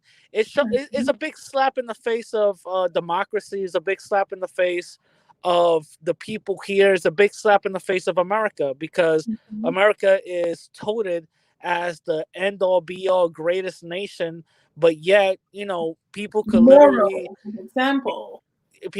literally just Spider-Man crawl up a wall and everything will be okay. Yeah. Can I ask a question? Yes, of course. Go ahead. Before you ask a question, remember 1488. No, let me stop. Go ahead, bro. Hold on. Can you guys just so Trump's support base is middle America, like farmers, etc., like average working stiff and all those things, right? Who is Kamala's base? Like, so basically, she failed horribly at her own campaign. Suddenly, with Sleepy Joe, she's successful. You have 2 people who couldn't become president by themselves. They got together. 2 losers make a winner. How does that math work out? That math doesn't work out. Those people lost the election, man. They cheated. Like, and we saw. And again, this is coming from a guy who sat this one out because it was a whole clown show. But 2 losers don't make a winner. That's not how math works. It's like Kamala coming out there with her they asked her, who's your favorite who's the greatest rapper alive? Tupac. Like she's a She's a fake. She's a phony. She's a fake and phony. Hey, Kamala, don't send no cops after me now. Like, this is just an opinion. But, Freedom but of speech. We have freedom of speech. right? Freedom of speech. Yeah. I don't need a visa to go to the US, so you guys are citizens, so you can say. But and so now she has a legit shot, and me and a few people were discussing this. Basically, she's president. She's president. She's president. It's President Harris right now. I'm sorry. Go ahead, Rad. Oh no, his internet. Oh, but listen, it's President Harris right now. You know why? Can you recount for me? And within the last, I'd say, month or so, can you recount for me how many interviews or public appearances? Se fue. Ok, dame de paro que me mencioné que es one. It's true. Pero como quiera, Tupac fue un icon. And if they want to get, young people attention. Yo, Kamala sent people for me, yo. Kamala sent people for me, after yo. After you. Ay. But yeah, listen. Can you recall for me when last there was an interview with Joe Biden where you didn't foresee that he's about to fall asleep as soon as the cameras go off? I cannot say anything about that because I haven't. I know that people call him sleepy or something Biden, and I have seen some videos, some images about that he forgets what he wants to say or whatever. I haven't, I cannot. But what it is, people are calling him Sleepy Joe as a joke. But I deal with old people. I know what that is. It's death coming, yo. Not wishing death on him, but this dude got one foot in the grave and the other foot on a banana peel. Oh, he's on his. It's 2021, right? 2022, we're gonna have President Harris. That's my word. Cause this dude, look, listen, this dude is not. I don't know if it's that he didn't live right, because you have people who are like 100, 110 and they vibrant. But I don't know what he's been eating or whatever, but that dude he's at death's door right now. And so now you got this dude and Kamala who couldn't muster up enough support to throw a garden party, and suddenly she's vice president. That's crazy. That's crazy. This stuff was stolen, and I laugh at the whole thing because I've laughed at from Obama's second term. I've been laughing at the electoral process because it's like I don't really rock with it. I don't rock with it. There's too much chicanery, as some people say. Too much chicanery going on. Too much funny business. Too much funny business. So I don't deal with it. I just, I do my little artwork for my clients, and I keep my head to the grindstone, my nose to the grindstone. Because with people like, for example, Kamala, from what I'm hearing, she had people who were on death row and looked the other way when those people asked for DNA to clear them.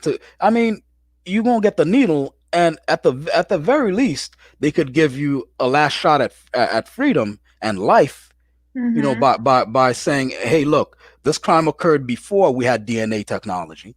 Now we have DNA technology. Can you please take my DNA and test it against whatever evidence you have? It costs. It costs money to do it, but it doesn't cost any life. Yeah, But from what I hear, she turned that stuff down. And those people are still, and when she had the power to, I don't know if she has the power to now, but she turned that stuff down when she had the power to make a difference about it.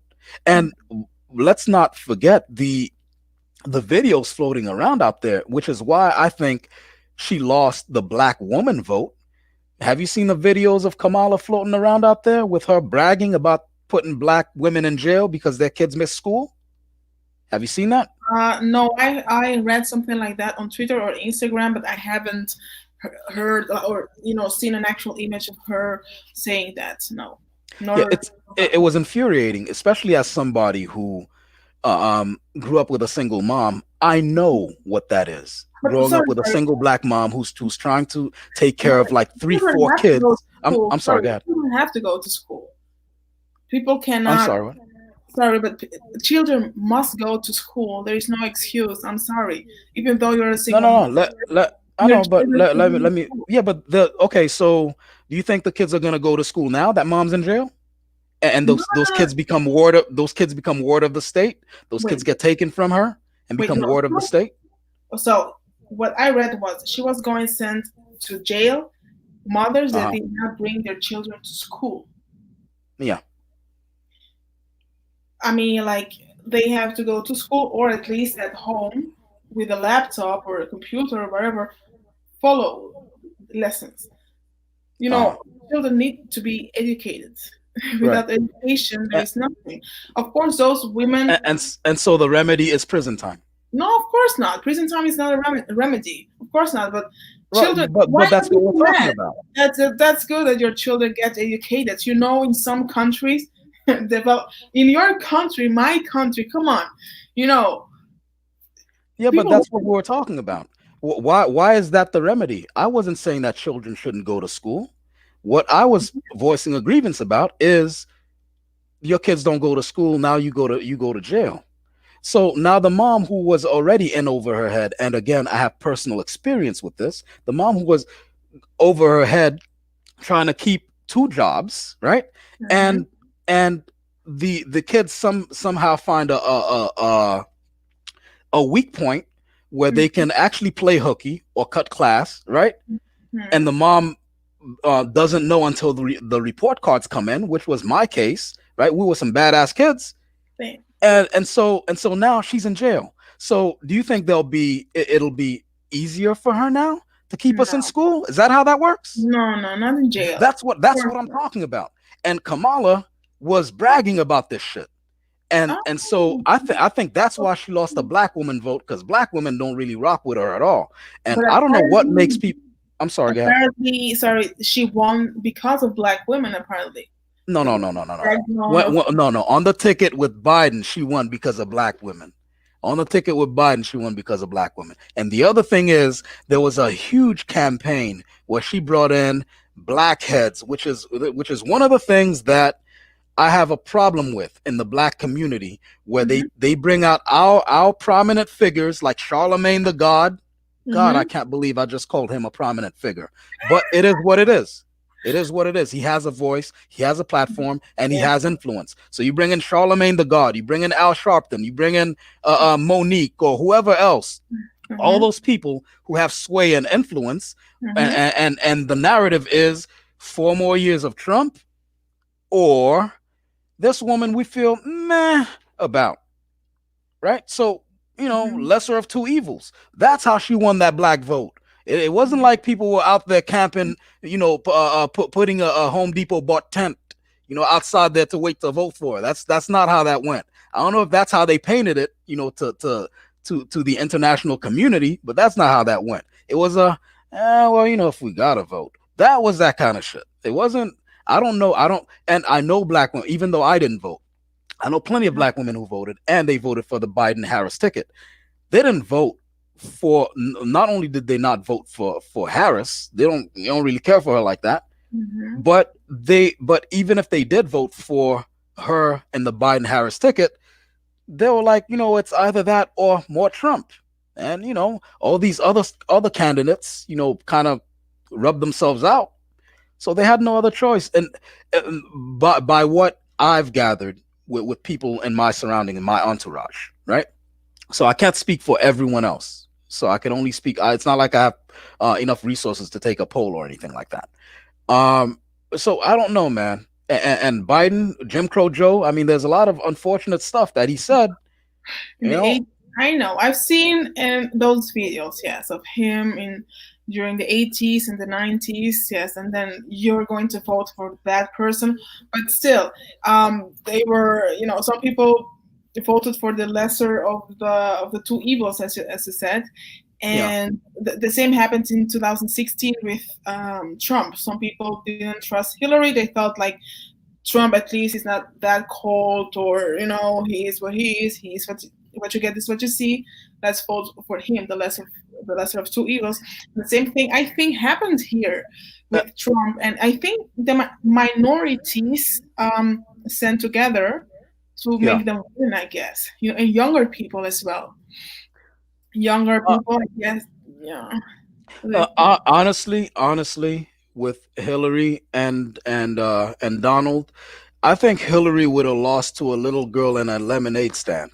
Nobody was gonna vote for Hillary. That's Oh, no. no, but Like she won't. she would have lost to anyone. But So the just majority of people voted for her. that's why I never gave Donald the win for that. So I was like, come on, man, you won by default. But like you you won by default. Hillary, she's a cyborg. Like let me not because have you seen the video of the Clinton body count? No, Seriously? no. When you have the time, just type into the YouTube engine Clinton body count, and and prepare. I don't recommend watching it with the lights off. And so on that note, hey Hillary, you know what I mean? I'm not the one who said all this stuff, yo. It was what's your name again? It was Fundiendo. Fundiendo had these opinions about you. I ain't had no opinion about you, Hillary. Really? You feel me? No. Come on. I think you're awesome, yo. I haven't said anything. However, I don't need to be another body on that pile in that Clinton body count. You feel me? Because I'm from Haiti, right? And no. Here's the thing. I'm from Haiti, right? And one of the guys who was exposing the Clinton Foundation, right? Mhm. One of the guys who was exposing the Clinton Foundation, they found the dude dead, and no signs that he was depressed or anything like that. Side note: I'm not suicidal, and I've never contemplated suicide. If anything happens to me, I'm gonna have that. I'm gonna have that as kind of like a disclaimer or an addendum. I'm gonna have it as an addendum from now on my social media network channels, right? Because I got it from a guy who says that stuff because he believes in that stuff like I believe in that stuff. But to get back to the Haitian thing, this guy, I forgot his name by now, but he had lots of dirt on them, and they found him dead. And then suddenly, when you look more into it, yeah, lots of people who have dirt on the Clintons are ending up in body piles. So it's like, yeah, you know what? Fondiendo is the one who said all that stuff. I think the world of you, Hillary. You my girl. You my girl. You feel me? You say that, and you want to get me killed. Then those Haitians are always killing Dominicans. Oh my! No. You know? Oh, are you Dominican? Yes, I am. Okay. It's like okay. Dominicans sitting on my forehead. Like, I have the most Dominican. Yeah, you have the Dominican forehead, yo. No, it's really weird. My face, my everything. But the media that's to recount like my position on this, the media is like a good 80% responsible for what happened in the last 2 days. Like I guarantee it. They're the ones who are crafting the narrative. These people, and I'm saying on both sides, the leftists and rightists, these people will have a video playing. One of my mentors in the realm of thinking, my mentors, he's not an artistic mentor, just in the realm of analytical thinking.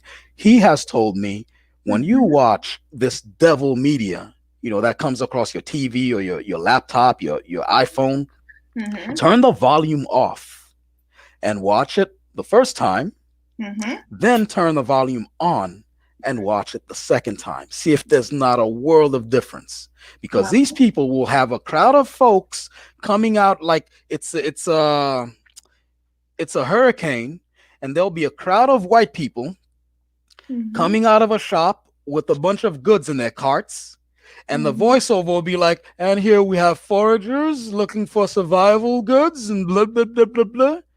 And you'll have an identical scene of black people and even Hispanics coming out of, let's say, a Walmart with goods in their carts, an unmanned, unclerked Walmart coming out with goods in their carts, and you hear that they're looters.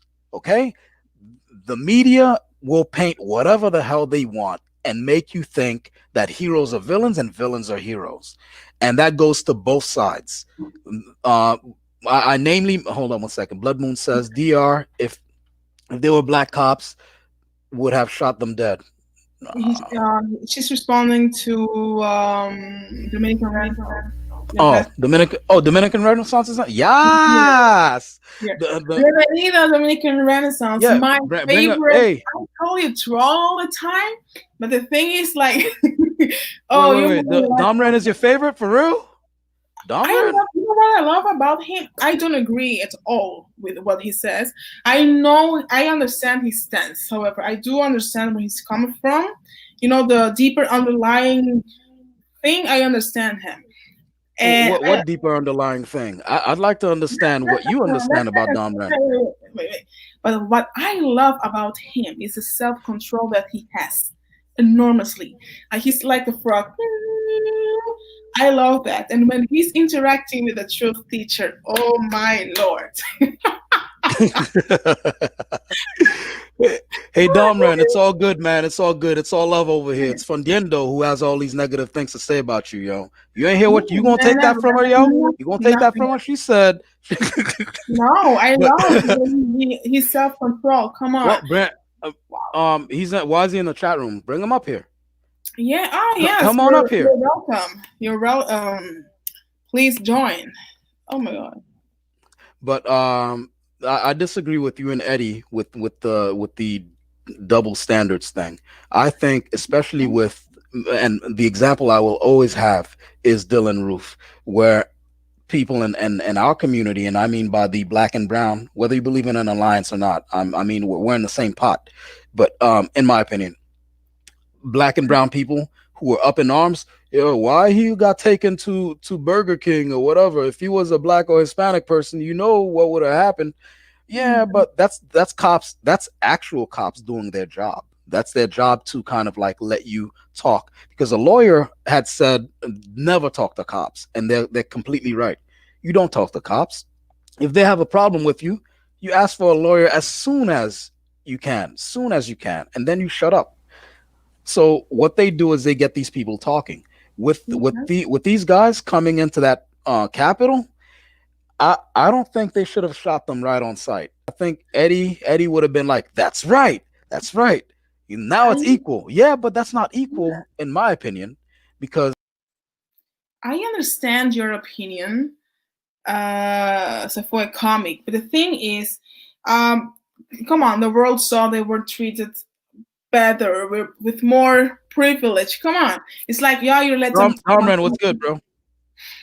Come on, there is a double standard. Like, why don't they make black or Hispanic people speak, or Arab people speak? No, they shut them dead immediately because they feel threatened. So they're going to talk. What example do you have of Trump supporters? You understand that's hypothetical, because you don't have examples of this. When has an Arab crowd stormed the U.S. embassy or whatever? No, that's what we are saying. If those people were Arabs, but that's still hypothetical, because that's never happened. That's never happened, Fundiendo. Yesterday, instead of those persons were Middle Eastern people. You know very well that in 5 minutes. We're still discussing hypothetical. We're still discussing hypotheticals. Let me ask you something. You have a and I have this example because before I got here, I keep observing this stuff with my blender. You use a blender? No. Oh, well, you never blend fruit and stuff like that? Yeah. Okay. Now, depending on what fruit it is, can you always predict what you have to do to get it to blend properly?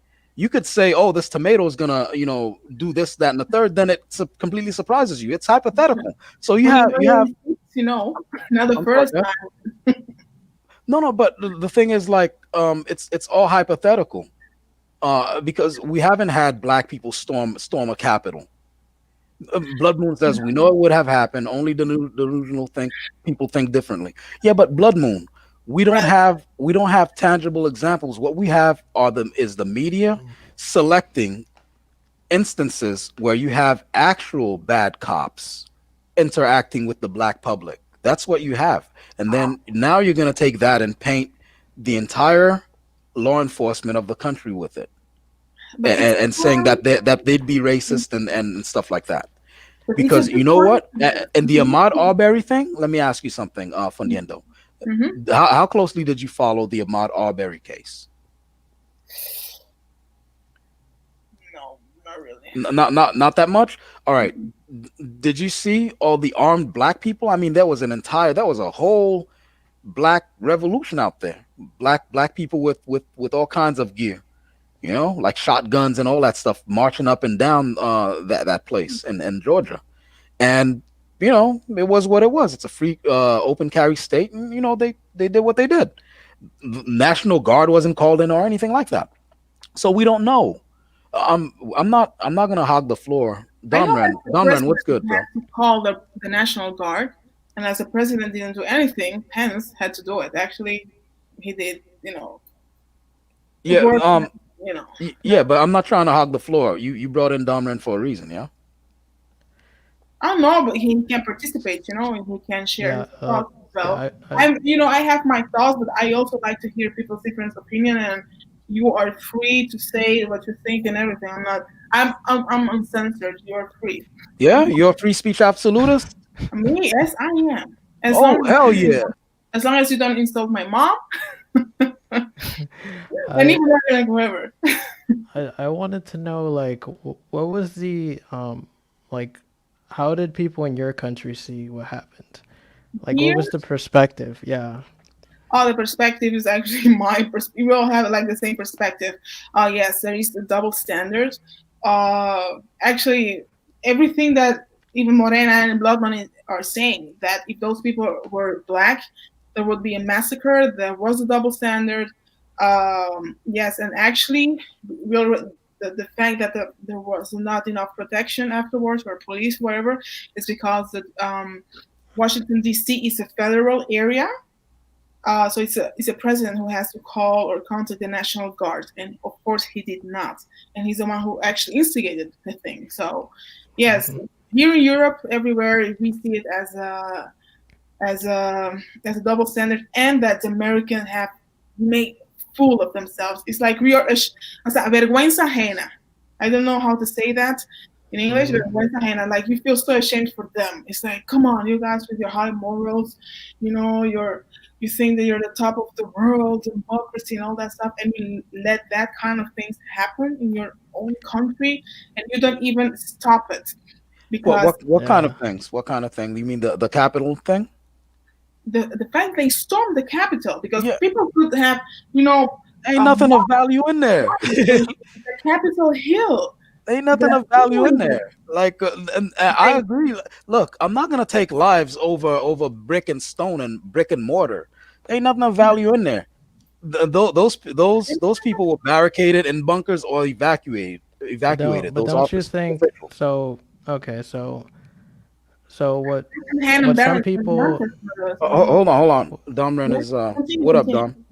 What some people are saying here in America is kind of like there are different perspectives on like what happened. There's like some people think it was an embarrassment. Some people think it was necessary. Some people think it was like completely staged or whatever. There's like different points of looking at it. So like, let's look at it from this perspective. Like, let's say that it needed to happen, right? Because the United States of America, the government that exists right now, is very different. It's like divergent from the interest of the majority of Americans. So the government is kind of like its own thing, and it just does what it wants. So like, some people saw what happened as like an opportunity to, grab the bull by the horns and kind of take back control of the government. But I mean, if that's what they were doing, that was a terrible, that they did it terribly, right? But I think, it's an interesting perspective because I mean there's some truth to that, you know. I think they went for a symbolic victory instead of an actual one, because they had it's not only in Washington, was it, that this happened? They had it concur they had concurrent movements across the states. I'm hearing in Georgia they did something similar and stuff like that. I'm guessing they probably practiced it like a flash mob kind of thing, where they'd meet up on social media and coordinate it. And actually, after Charlottesville, many of the white nationalists said that they would be planning something like this. And so I don't know what they thought they were going to accomplish by taking over that Capitol building. Like I said, it's brick and mortar. They ain't nothing of importance up in there. It's a symbol. What those ballots? Hold on, they were counting the electoral ballots, right? So you mean to tell me when they get that those ballots are so numerous that they couldn't take the whole ballot box with them? When they evacuate those people, there ain't nothing of importance in that place. Like I said with another person on another platform, anything of importance that was discussed and decided upon, they do that before they come out there and put on a show. That stuff's been decided, and then they go and put on a show for you on the showroom floor, and whether it's the Senate or Congress, whatever the hell they're doing. I'm not gonna, if I was a cop, no matter who the race of the person is, storming those stairs, I'm not shooting them down. There's nothing of importance in there. The people are either in bunkers or evacuated, and these people storming the thing with their little guns. I'm police, but I know I got the National Guard with actual guns, with 50 caliber and all that stuff. We got the real backup. So ain't like I just let them do it. Let them take that picture, and everyone has a cell phone these days. There are cameras all over the place. There's gonna be repercussions for years to come from this. So that guy with his little Thor helmet, sitting in the Odal rune tattoos on his belly and all that stuff.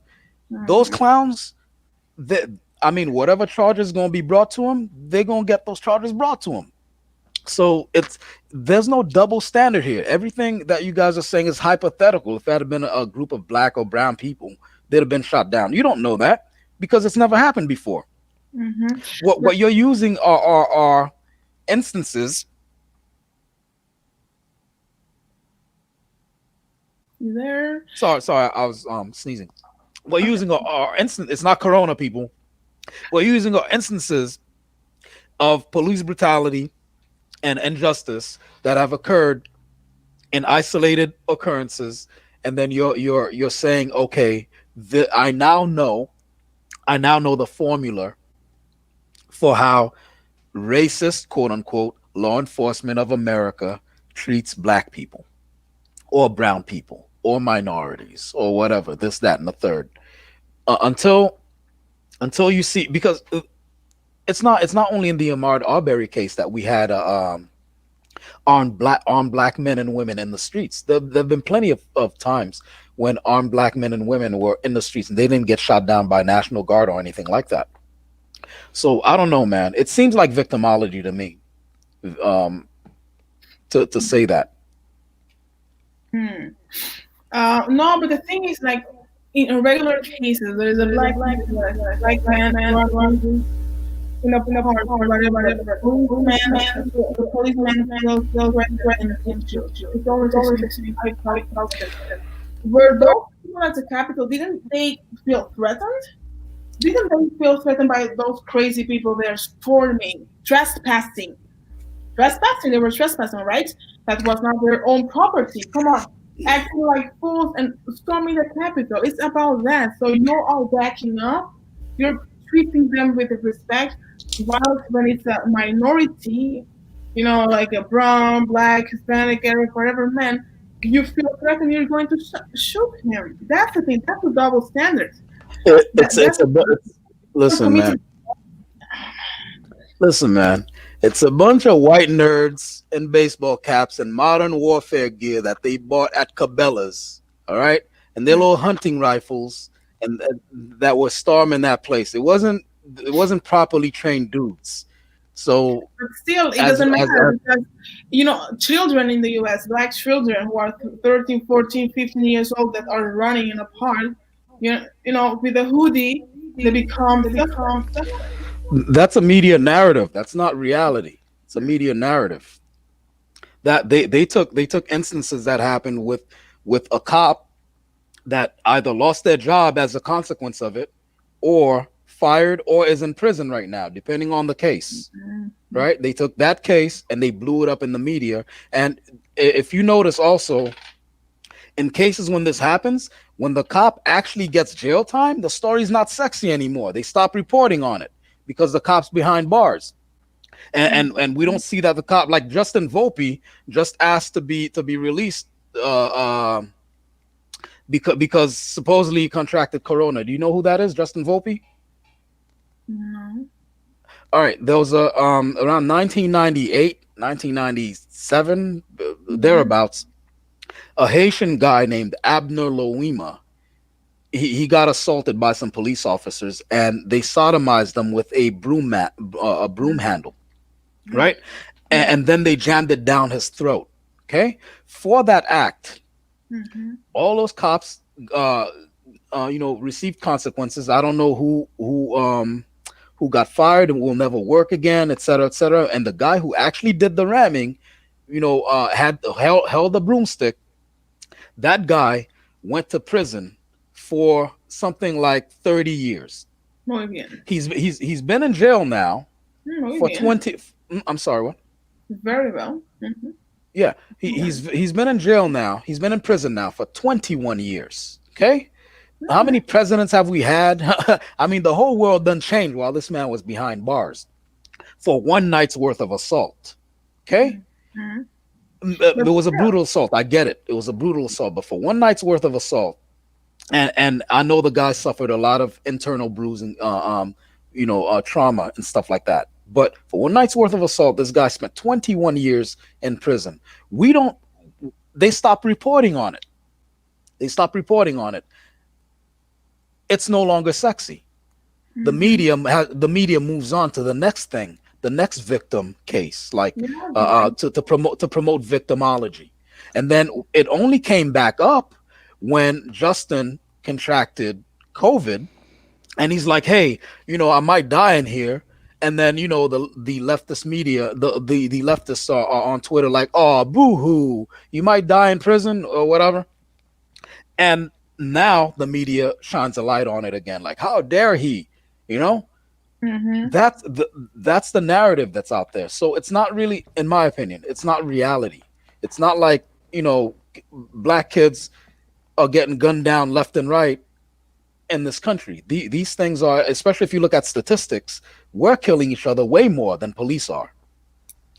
Hell, we're probably killing police way more than police is killing us, as far as like civilians and stuff. Not just like black people, but that's really my 2 cents on that. Okay, fair enough. Blood Moon asks, which Justin is it? Who is Justin? Oh, Justin Volpe, not Justin Bieber. He said some racist shit. Also. You think it's Bieber? Yeah, it very well could have been Bieber. Very well could have been Bieber. Bieber had jokes for us, yo. Bieber was like, what the hell did he say about the black people and lawnmowers or something? What do you call a black guy with a no? What do you say when you're chasing a black guy in a lawnmower? What was it, Damran? I think he said something like, "What sound does a black lawnmower make?" or something like that. Yeah, something like that. Or what sound does it make when you chase a black guy with a lawnmower? And it's run, nigga. It's like, okay, Justin. So now, Justin, you the 60% of those black girls who even buy your music, how are they supposed to feel about it? You know what I'm saying? But it wasn't that Justin. You feel me? But it was Justin Volpe. Okay. It's some Italian dude. or whatever, who by the way would not, depending on the time in history, would not even have been considered white himself. But it is what it is. I think we're at a precipice where Is it we illegal to have to say stop. the N word in your country? Sorry, Dumb Is it, Renaissance? is it illegal to say the N word in your country? Yeah, it's kind of political incorrect. It's not nice. Like in the whole world. Like, you don't Wait, say no, that. but like, do you get are there like legal consequences for saying it? Yeah, Yeah, I think so. yes. Really? Wow. There is. It's Didn't hard. that guy? Let me All see, right, let me which see. country? Which Wait, country wait. are you in, I'm about that. Fondiendo? There is Hold an on, let N her word explain. here that it sounds the same actually, and many people use that because they really thought in Belgium, specifically Belgium, Okay. that it was a word for black. So many people thought that the word black, zwart, was racist actually. So they thought that the other word that sounds like negro but differently. I'm not going to say it. Was the actual word for black. Like in Spanish, negro, it's like it's black. But it's a connotation that truly matters. However, in the Netherlands, you don't say that because they have different history. They're more conscious about that. So here in Belgium, there have been many debates about that, and people that live, in those isolated villages, white people, now they know they cannot say it, but I many of them thought that word neger, neger was the right word for saying black. So they say you don't Oh say, wow. yeah, like you say white is blank. You don't say wit. Wit so no. A white person is a blanke person. It's a blank. You don't say wit. Wit is white. You don't say that. However, in the Netherlands, they don't say blank to white people. It's so difficult because to them it's like you don't say that. It's very difficult to explain that because you don't know the historical context. However, in France, you cannot say the N word. Neg, you cannot say that. Neg, you Yeah, cannot say that. that Paradoxically, seems to Neg, think that you seems cannot say that. No, mulâtre, you cannot say that. But in Belgium nowadays, people are, especially young kids, young people are conscious about that. That you don't say that word. But years before, oh yes. Oh, I think that's for weird. example, In Haiti, we say that word all the time. I know in the on Eh, we use it like commas, nigga. neg. Yeah, neg. Neg sayo, man. Let's check out on neg. Yo, we use it as a prefix and a suffix and a comma. Because I know in the French like yo. That's next Ali, this nigga. Nigga went my nigga. Oh, that's like dude. That's like dude. Yeah. But So white Haitian can say that as well. That's just the language. Hey, listen, but I mean, literally, it translates to that though. So Okay. people like saying the N word because it's a naughty word. If it wasn't a naughty word, people wouldn't say it. that depends on the situation and context, though, Dom. Because with Haiti, it's a term of endearment. That's it. Well, It's a term of endearment. When I say nigga, nigga, it's my nigga. That's my people right there. So it's not. We never thought of it as ooh, I'm gonna say the N word. 4, 3, 2. That's that white boy shit. White boys do that shit. Have you seen the Charles Barkley thing? Where no, it wasn't Charles Barkley. It was Delroy Lindo. He came on a panel full of white news people, anchor people, and they asked him about the naughtiness of that word and why they can't say it. And so he's like daring them to say it. You'll have to see it. The humor of it cannot be brought across by me explaining it. You'll have to see the video yourself. But it did bring up a point. It did bring up a point that me and several of my niggas keep discussing, which is there are about, what is it, 175,000, 200,000 words in the English language.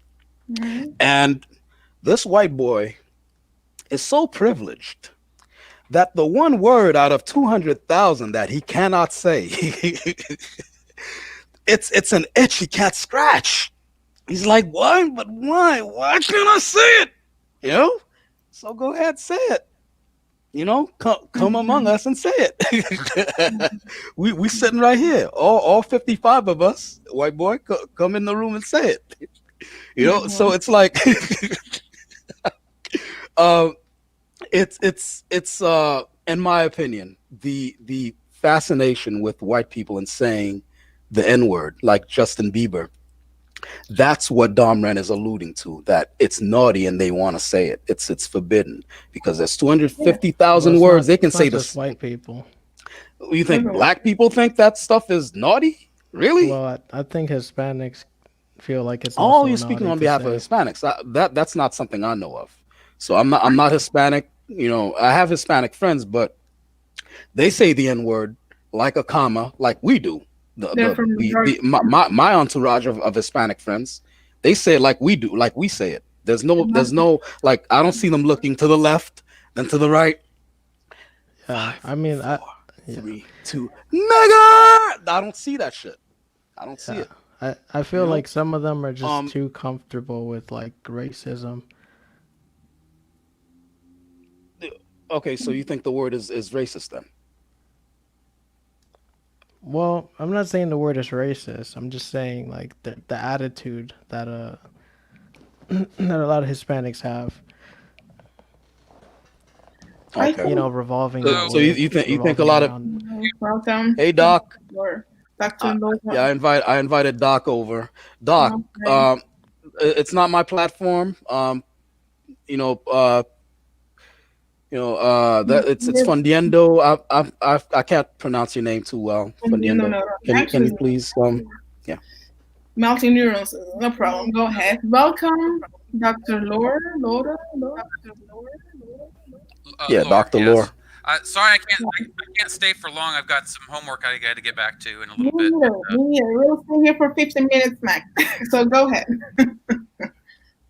Yeah, they wanted kind of like different takes from different people and different walks of life on what happened in the last day or so with the storming of the Capitol and what actually went down and stuff like that. Well, And is there? I don't think anyone knows 100% for certain who's behind it or what, but to me, it feels like a false flag operation. I believe that it was probably maybe Antifa, maybe somebody else that was pretending to be Trump supporters that broke into the Capitol. But the vast majority of the people that were there in the Capitol, they were saying, "Hey, we have nothing to do with this. We don't know who these people are." And one of the guys who was actually filmed in the Capitol building in the House chamber, he's been spotted at a lot of like leftist rallies and stuff, Antifa stuff. Or I don't remember whether it was Antifa, but it was along those lines. So is it your feeling, Doc? That's my feeling. Now, I haven't had a lot of time to dig deep into this because I'm going to school full time right now. So, it did have a feeling of a Reichstag for me. Yeah, it did. Well, it doesn't flow with the tactics of Trump supporters. So in the past, whenever there have been rallies that have been peaceful, when there has been violence, it's certainly been leftist groups coming in there and attacking the Trump. You know. There's a video floating around out there of two vans full of Antifa who were brought in. Did any of you, especially you, Doc, did you see that? The video that's floating around out there of that? I have not, but it wouldn't surprise me. They've done these kinds of multi-flag operations where they pretend to be someone from the other side, behave badly, right.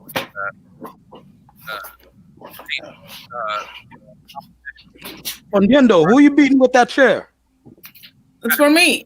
What's that? A cage match going on back there? What's going on? Sorry? I'm sorry. I'm sorry, Doc. Sorry. I'm sorry, This Doc. is Yes. live. Doc, Continue. is your volume is Doc's volume low for anyone else? It's kind of low for me, but I still hear him. Yeah. Okay, then I'll just raise my volume. Sorry, Doc. You seem a little low. Let me raise the volume and see I if don't know that for the matters. rest, for everyone else. I've got my mic turned up all the way, so I don't know what else I can do.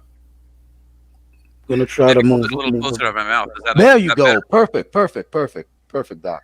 One of the I don't know if you saw the title of the stream, a double standard. Do you feel that there was a double standard, that if the people who were storming the Capitol had been black or brown people, that they would have been shot on sight? It would have been, basically a kill on sight order.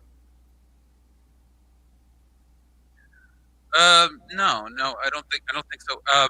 Now here's the thing, though.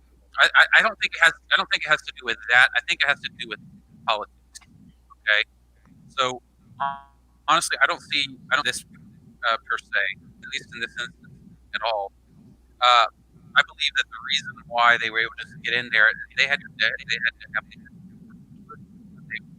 There's video that seems to show that, you know. So honestly, I think there was some Capitol Police that were in cozy with whoever these guys were and let them in. That's I mean, in any other instance, when people getting shot, as it wasn't there someone that did get shot? Like I said, I haven't been keeping up with the news as much people have. I haven't had a lot of time. But, Yeah, because there was a woman who actually got shot. It's not like this was a bloodless, whatever you want to call it. right. Yeah, Oh, wasn't it the Secret Service? Yeah, it was. Yeah, go Yeah, ahead. I mean, Go it's kind of People like initially thought it was police, but it was actually an agent. Okay. in the past, if there was a mother that got shot by Capitol Police in her car, in Capitol, and all the representatives, they were all applauding and saying, "Oh, this is great! The Capitol Police are doing their job and everything." It's like, really? It kind of seemed like a little bit of an overreaction. But the thing is, though, these guys, a lot of them are pretty high-strung people. They have to. They're doing threat analysis all the time, and sometimes I think they can go too far. I think the biggest problem we've had with police, though, especially in the big cities like that, is that a lot of them they're having to they have to have a lot more manpower in the big city police departments than they do in, say, a small town, right? And so they are often, I think, they're not as selective as they should be in choosing people, and then those people that are getting in there, they're not all how shall I say this? Not all of them are totally right in the head, and on top of that, and even the ones that are, they're not all getting good training. So, I mean, take a young rookie cop who's not given enough training in how to react in a crisis, right? And Yep. he gets in this crisis situation and he loses his mind and he does the wrong thing and people get hurt. That's why I think there needs to be more and better training for the police. I don't think the problem is defunding the police is going to make the problem worse. A lot of people are saying, "Oh, we got to defund the police." No, that's going to make the problem worse. The problem is that we're not funded enough, or the funding is going for the wrong things in many cases. I mean, it's going for like fancy military grade equipment when it should be going into more training. Yeah, that's how I look at it. So you have the Yeah. I same. mean, I mean, Yeah, that kind of ties into with how money is spent by the government in general, because the same thing goes for the schools. You know, a lot of people say, "Oh, well, the schools aren't funded well enough." Well, the problem isn't necessarily that they're not funded enough. We put more money into our schools here in the U.S. than any other country in the world. Even some of the schools that don't have as much money, they're still getting a lot more money than some of the schools overseas that are doing really well. The problem is not that there's a lack of money. It's how is the money being spent and how is the administration using that money. When I was a school teacher, I taught high school for 2 years. When I was a school teacher, and I won't say the name of the city, but there was a city that I was a school teacher in. It was a fairly decent sized city, big school district, but it was a very poorly performing district. And because that school was one of the lowest performing schools in the state of Texas, it was getting lots of money from the federal government in grants and various other things. And there was, but in order to get those grants, they had to be poorly performing, and they had to improve to show much improvement. And so the administration, they were gaming the system. They were trying to only get a little bit better each year, but not enough to where they no longer qualify for these millions of dollars of free money, right? So what they were doing was they were doing their best to ensure that the students continue to fail, and they did that by throwing a whole bunch of extra busy work on the teachers that did nothing. Like there was one report that I had to write for every single one of my 130 students, and then they had like 12 different versions of the exact same report that they had, and they were like, "Oh, well, you got to do this report for this and this report." So I mean, they're taking like 90% of my time for doing these reports, and that leaves almost no time for classroom prep. Now, I still was managing, but when beginning of the school year, I was told to see some improvement. We're looking at to improve by 2 percentage points this year. I'm like, only 2 percentage points, because I'd seen the test scores, and my class, I was teaching world geography. On average, across the board, the students average was 37%. 37% on their six-week test. 37% of the answers correct. So I'm like, no, I'm not gonna like limit myself to just raising it to 39%. That's stupid. So I was doing the best I could to actually make them proficient in the subject. And overall, in the first 2 months, they went from 37% to 52%. And my ESL students, who had been the lowest performing 4%, I raised them up to over 65% on average. And so that was like a very rapid turnaround. Well, the day after that new report came out showing that improvement, I got called in to the principal and about how I needed to not be following a lecture style of teaching. I needed to do more. I needed to focus more on student-led activities, and basically let the students run the classroom. I'm like, that's not how it works. How are they going to learn anything if I just say, hey, here, take the book and do some fun stuff? You know, that's not how it works.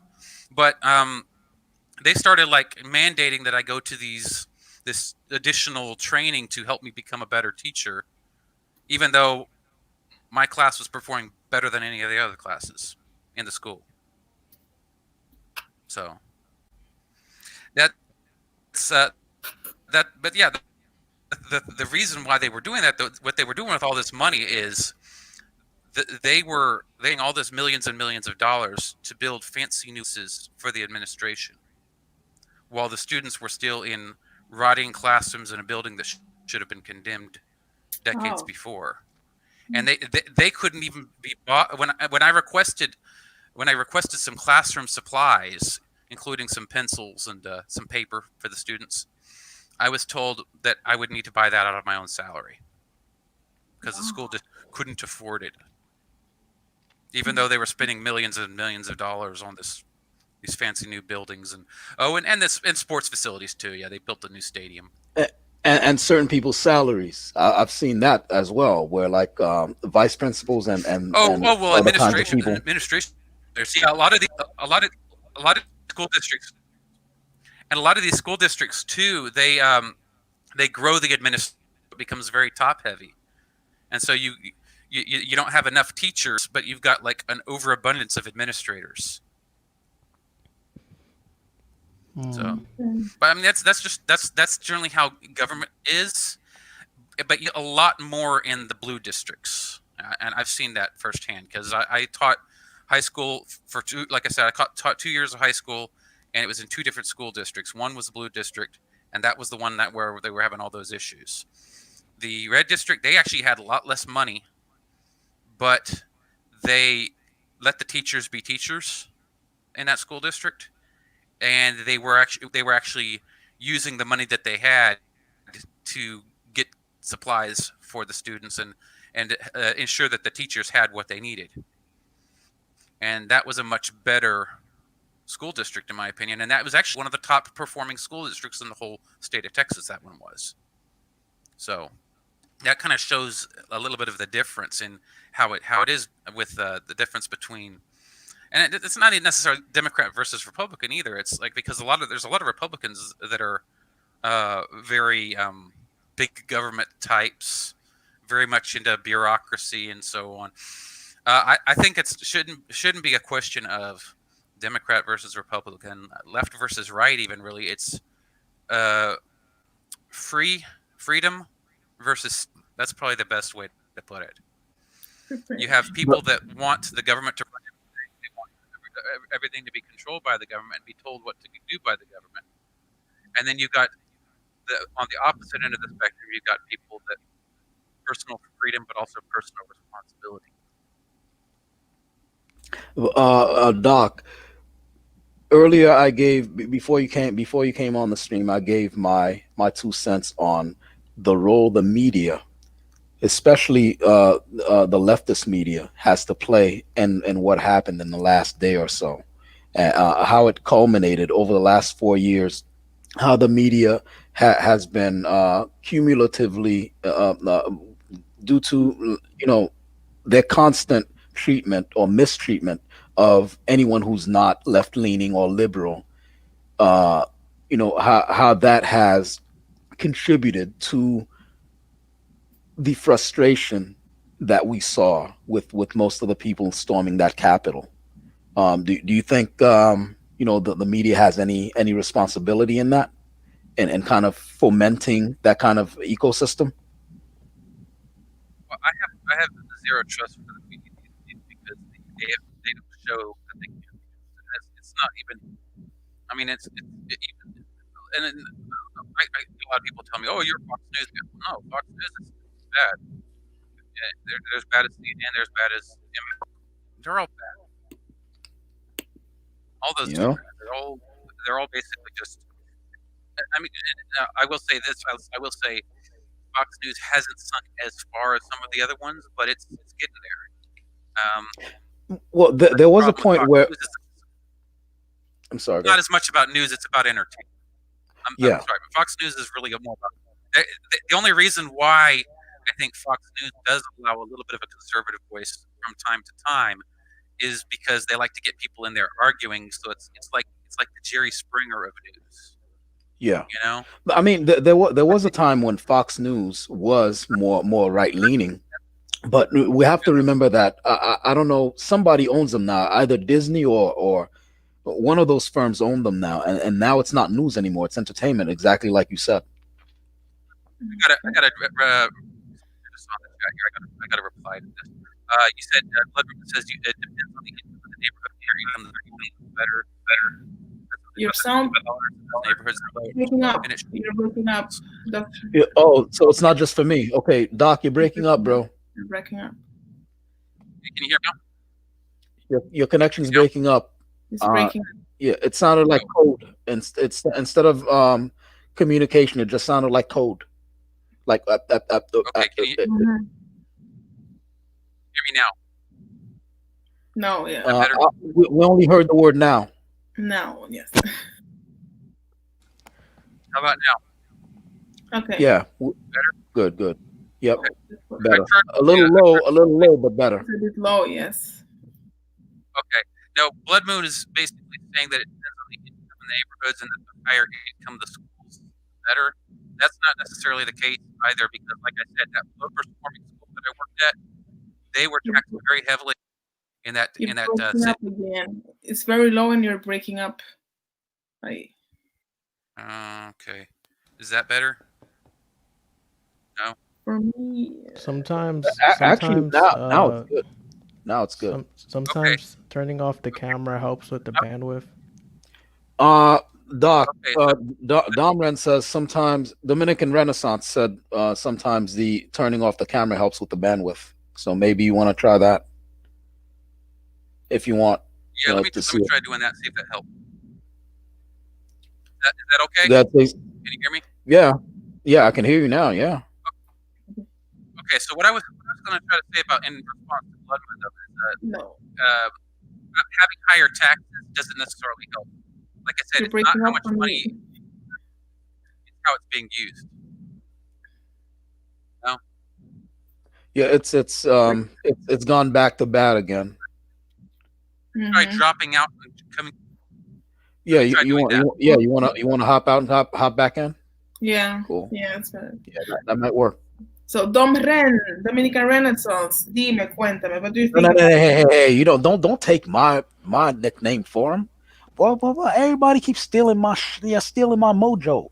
I'll call him Dom Rand. You feel me? Come on, Dominican Renaissance, Trujillo. Dime, ¿qué tú piensas? Pienso En de que el idioma que tú quieres, de todo eso, de lo que pasó ayer, about yesterday.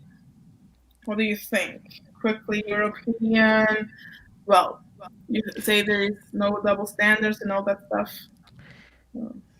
de eso creo que como el doctor dijo que no se sabe exactamente qué pasó, pero si estamos hablando de los eventos pasados de los Trump supporters, nunca eso ha pasado, ¿me entiendes? Eso es algo que normalmente no pasa con ese grupo de personas. So, Doc, Okay, Dominican Renaissance, sorry. Please like and subscribe to the channel, por favor. yeah, Doc. If your channel's up, go ahead and like and subscribe to Please. Fundiendo's channel. Okay. Yeah, Okay. thanks. Yeah, I'll definitely do that.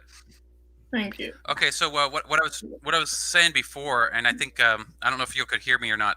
It's not how Yep, much money perfect. the school has. It's not how much money the school has. It's how it's being spent. That school district I was teaching in, where everything was really bad, they were actually getting a lot of money, and it wasn't just the federal money. They were actually taxed very heavily in that city, and they were getting lots of tax dollars too. Whereas the other school, they didn't have as much money coming in taxes, but they were spending it better. They were being more fiscally responsible with the money. So it's, yes, more money can be helpful if it's being used properly, but it's not necessarily more money equals better schools. It can be, but it depends on who's running it and how they're running it. The teachers. Yeah. yeah. Yeah, it's true. Yeah. The whole defund movement, for me, it's the most ridiculous thing I've ever heard. Defund So, the police movement? Yeah, defund anything. Like it's Crazy. awful. But especially the police, defund the police now. Crazy. So here's the thing. The police are poorly trained. I mean, by all accounts, let's be honest, they're poorly trained, and they have limited funds for intermediate forms of force, right? So they either have nothing or the pistol, or sometimes tasers if the department really springs for and tightens their belt. So all those shortcomings will get better with less money. That makes no sense. Mm-hmm. You know, that's why to me it's like it's ridiculous. It's ridiculous. You want more money to go in there so that it widens the array of defense non-lethal measures that they have at their disposal. And You know, and, they have their and bear again, mace. not just more money though, but also you need to like look at how the money is being spent. Because if all you're doing is if you're basically buying armored vehicles for the SWAT team that cost millions of dollars and you're not spending any money on training, then that's not really going to help anything. Yeah, and the right what's training the name too. I'm sorry. What's the name of this? What's the name of the channel, by the way? This channel. I can't see it on the. I can't see it on the StreamYard. Oh, How do you spell Fundiendo that? Neuronas. This is difficult to pronounce for English speakers. It was initially a Spanish-speaking channel, so Fundiendo Neuronas, melting neurons.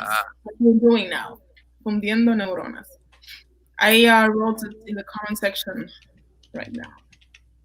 More police, please. Police reform is needed, not defunding. Exactly. Or more police, I don't know, but enough police, yes.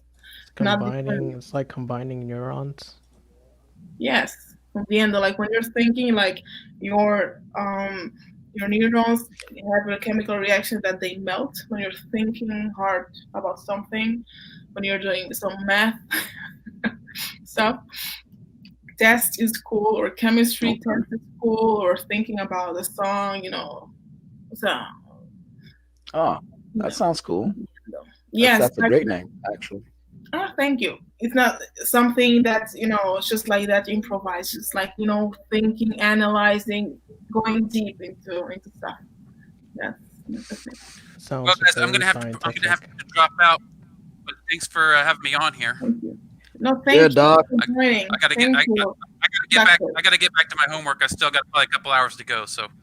Okay. Thank you very much. Bye. Thank you. Have a good one. Well, guys, I'm also almost leaving. I'm giving you 5 more minutes, but it's like very late here, and I like to enjoy my free day. Yes, man. Yeah, I think I pretty much spoke my mind on the topic, that you guys were discussing, and I'm glad I met you, and glad to have chopped it up with you, Eddie, Domren, the Doc. So it's good stuff. Good stuff. Yeah. Thank you. I also subscribe to your channel. I didn't know you had a channel. Oh, thank you. Yes, I did. Yeah, I do. Yeah. Cool. It's cool. All right, but let me jump off and get back on these commissions. Peace to you, peace, Domran, and the whole chat room.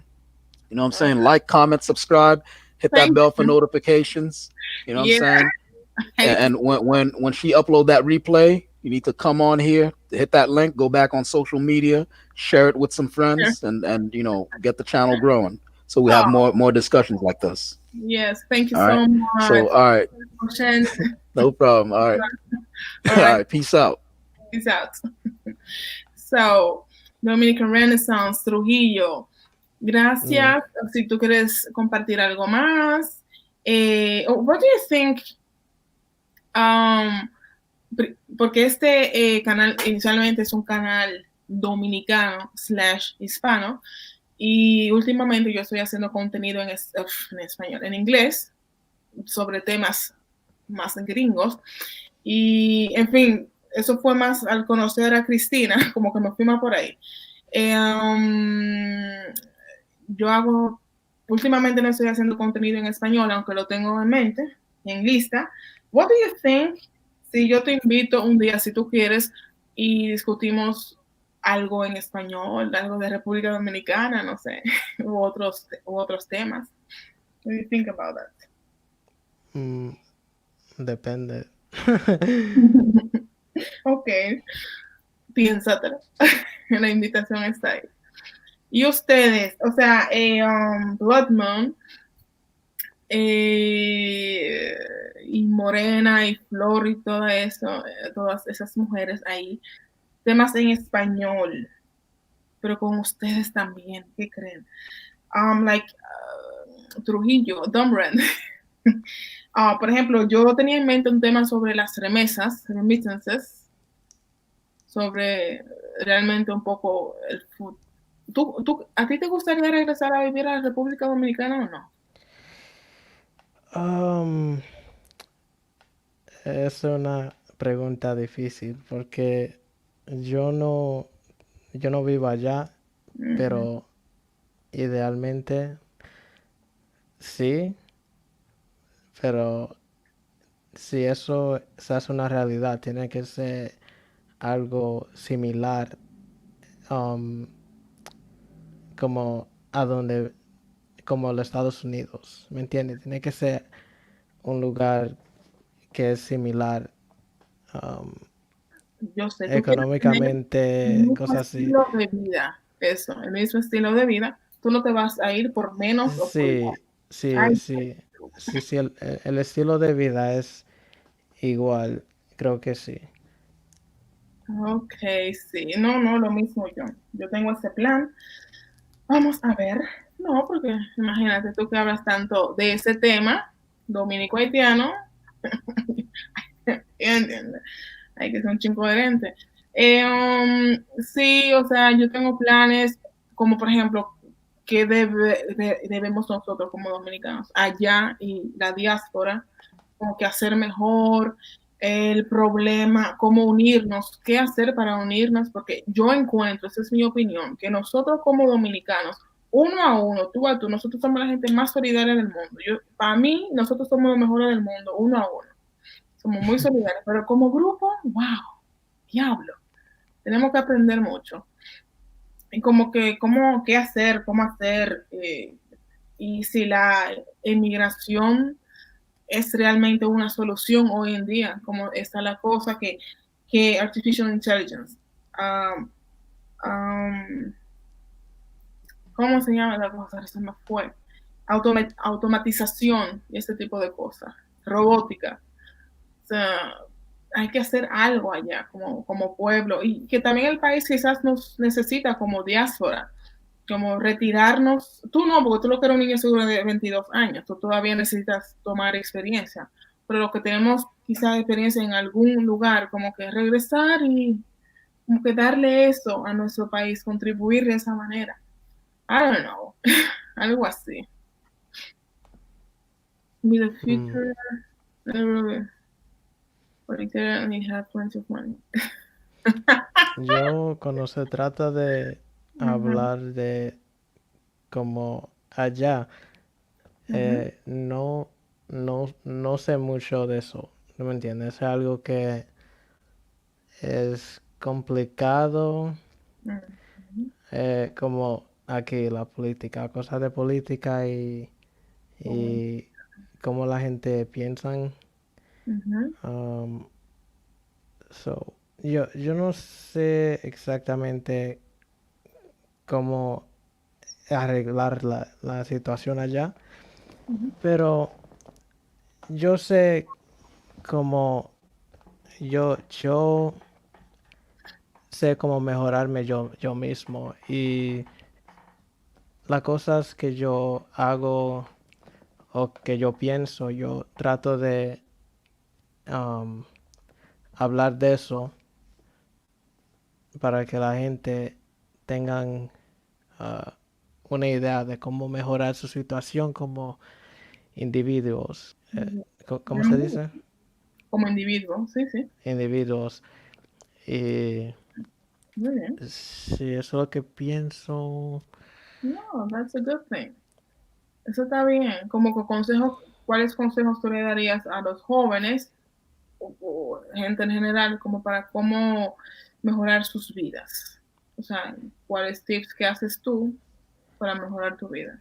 O Yo sea, creo que número uno, y este no te va a gustar, sí. pero creo que número uno es tener conocimiento más de la Biblia y el catolicismo. Ok. Fuera la risa. Ah, y el número dos sería um, mejorando la situación económica, entonces, como Este de tema, trabajo. ese tema lo podemos tener, eso de, diablo, mi mamá me tiene a mí prohibido hablar de religión, porque ella me dice, van a decir que tú eres una loca, una diabólica. Bueno, yo estoy acostumbrado a esa actitud viviendo en los Estados Unidos, pero no creo que en dominicanos es muy común. No, mi mamá es creyente, yo soy atea, yo no creo en nada. Pero que a mi mamá no le gusta que yo diga eso a la gente, porque Ajá. me cree que yo soy una satánica, no sé qué cosa.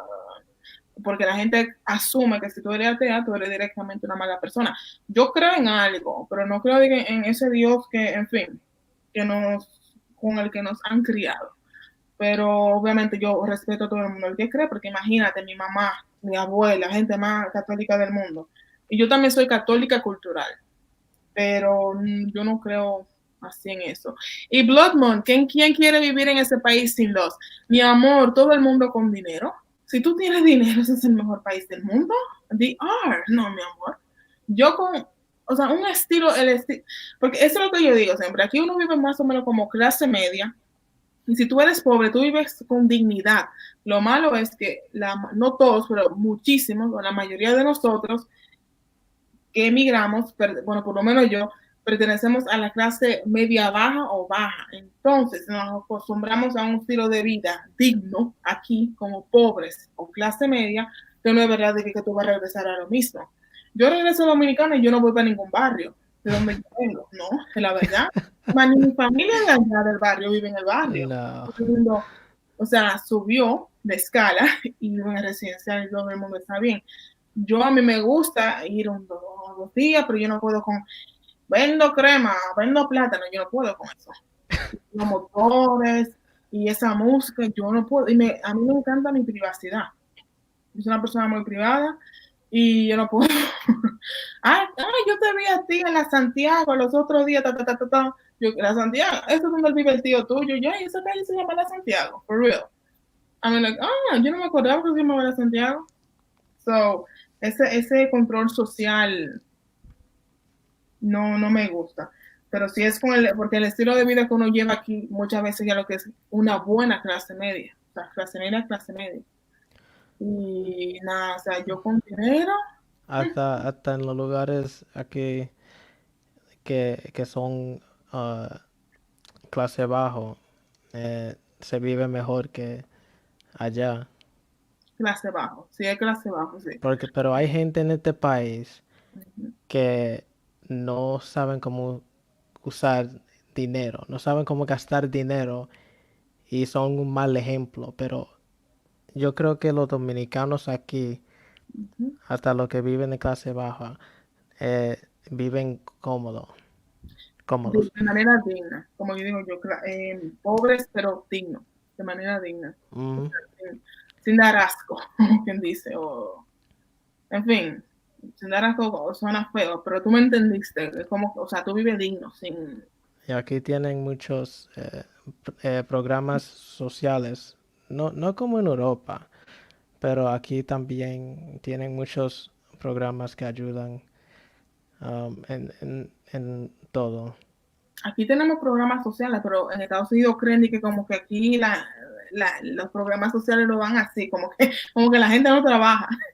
Esa es como que la idea que tiene Estados Unidos de aquí, y no es así, sino que si te va mal, pum, tú tienes algo que te para, como quien dice, como que te support, que tú no te ves en olla directamente. Y también depende del país. Mientras más nórdico tú vas, mejor es, pero también más impuestos tú pagas. O sea, si tú vas de que Italia, España y eso así, Portugal, apenas, no. Pero mientras más para el norte, mejor todavía. Pero imagínate, en Dinamarca yo creo que tú pagas 52% de impuestos. Bueno, demasiado. Los más altos, sí. Mi pareja paga 49%. Demasiado. Yo creo que la vida en Europa y en Estados Unidos es una mentalidad diferente. Aquí la gente no le gusta, no le gustan muchos impuestos, no le gustan que el gobierno decida qué pueden hacer, no pueden hacer. Y quieren el gobierno fuera de su vida. Pero allá es como todas las soluciones vienen del gobierno. Para la gente arreglar algo, siempre tiene que involucrar el gobierno allá. Ustedes tienen un concepto como que un poco errado, pero el gobierno está ahí para cuidarnos también, para hacer lo suyo, no paga impuestos para algo. Pero es una conversación quizás para otro momento, pero no es así como ustedes ven a uno a Europa, mejor dicho, como que, ay, como que socialist, communist, que no sé qué, pero realmente los sistemas son basados en solidaridad, ok, te está yendo bien, muy bien, pero colabora con esta gente y colabora con el bienestar general. O sea, tú quieres calles buenas, tienes que pagar impuestos. Tú quieres hospitales buenos, tienes que pagar impuestos. O sea, eso es para que un sistema trabaje de buena manera. So, yeah. Pero no, sería chulo contigo tocar algunos temas y de verdad, realmente, nuevamente, te felicito por ese control que tú tienes, increíble, que yo amo. Y más cuando control. él se ríe, señor, él se ríe. Pero siempre está como un frog, como un sapo ahí, como un maco ahí sin sangre, como que, sí, como que flatline siempre. Nada, así que un día de estos vamos a tocar algún tema de trabajo del futuro que tenemos que estar estudiando, preparándonos, porque el mundo va a cambiar mucho, demasiado. Está cambiando y la escena laboral, el campo laboral que tenemos ahora no será el mismo en 10 años, en 5 años, digo yo. So, ese tipo de temas. ¿Ustedes tienen alguna sugerencia para el live de mañana? Ya, pues son las 3 y pico. Yo mañana me envío a las 10 de la mañana. Para mañana, ¿ustedes les gustaría tocar algún tema o lo pongo yo como siempre? Yo no sé. Señor, este coro por internet me está gustando a mí como que demasiado. Yo no me esperaba eso, ¿eh? Yo estoy sorprendido. Sí. Es porque todo el mundo está en su casa.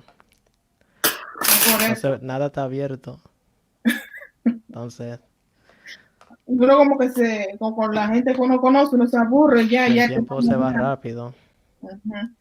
Y mucha gente que tú conoces a nivel personal no están interesados en algunos temas. So, como que es una cosa rara esto. Esto será tema de estudio en un futuro. Yo creo que todo el mundo está utilizando el YouTube en general. ¿Dónde puse yo esa lista? Esa. Dígame ahí. Flor, dime, ¿tú no tienes una sugerencia?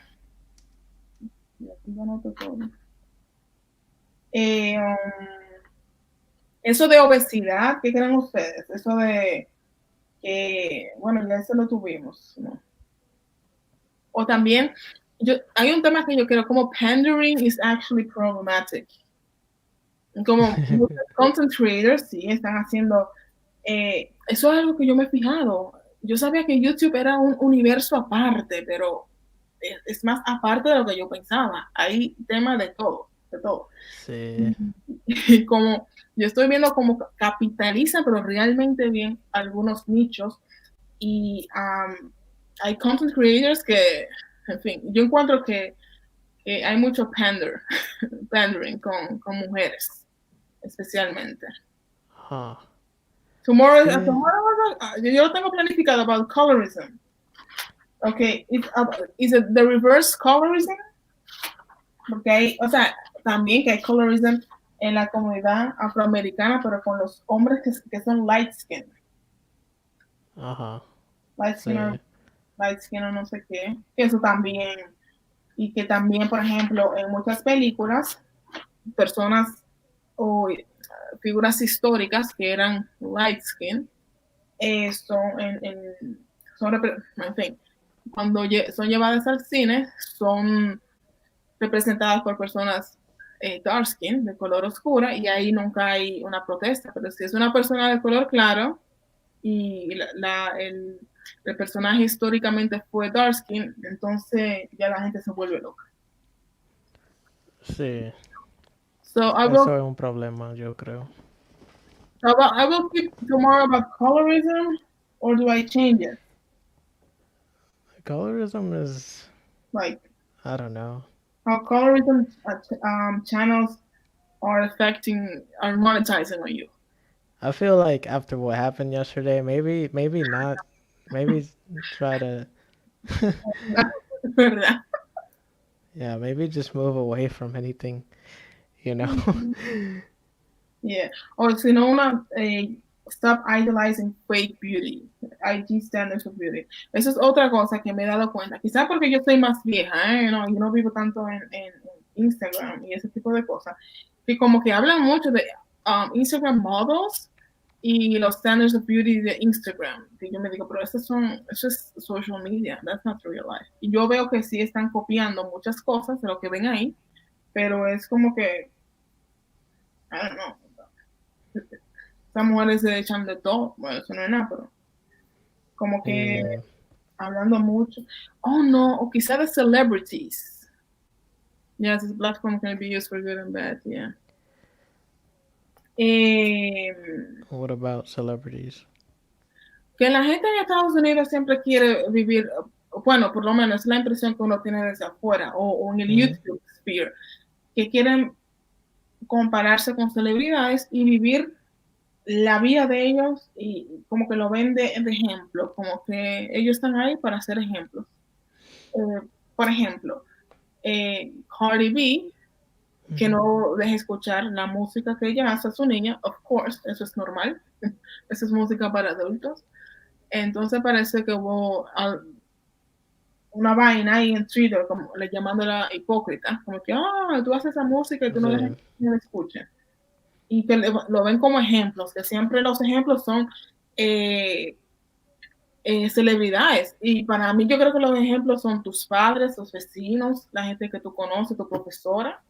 O sea, para mí muchos ejemplos fueron profesoras. La profesora, gente que yo conocía, no una cantante o una actriz. Eso es algo como que muy gringo. Como creo que es algo very mainstream lo que estás explicando. Esa mentalidad is very mainstream. It doesn't apply to me. I don't know why. It doesn't apply to me. When I grew up, I didn't watch a lot of shows, a lot of movies, a lot of blah blah blah. Like I grew up basically surrounded by Dominicans, and all my friends, we just hung out all day, and we didn't really spend too much time, watching the media or consumed by the dominant culture. But as me and my friends gotten older, it gets harder, and a lot of them just kind of go with the mainstream like mentality, the herd. But yeah, like I a lot of my role models are teachers, it's like white teachers. Mine too, because my teachers are all white. So, well, in the Dominican Republic, no todos, pero aquí imagínate todos, sí. O los profesores que te pushan you, como que tú sí puedes, como que, ¿cómo tú vienes con esos puntos? A mí tú puedes, que se coño, bro, yo lo hice bien. The white teachers were always nicest to me. I feel like the white teachers were the nicest among like Hispanic and like black teachers overall. Okay. But I also had some good Hispanic teachers. Aquí solamente tuve belga. O belga a mitad francés, así, so that's my only experience. Y tuve de todo. Pero generalmente eran bien buenos, no puedo quejarme. Pero antes de irme, entonces, ladies, y tú, 3 temas entonces. One, quizá en español, ¿por qué la gente en USA cae tanto en las trampas de los gurus, de las pirámides, el MLM que se llaman? Y todo eso, get quick rich. Pyramid schemes. Yeah, esa cosa. ¿Por qué que eso es tan popular en USA, ese tema? ¿Por qué que la gente cae tanto por eso? O sea, se deja engañar. Y, o si no, yo tengo uno aquí. The mating crisis among educated women. Eso es basado en un artículo que yo leí. O sea, porque la mujer mientras más Yeah. educada, menos chance No tiene. kids. ¿Mm? They don't want kids. No, not only that. No solamente es eso.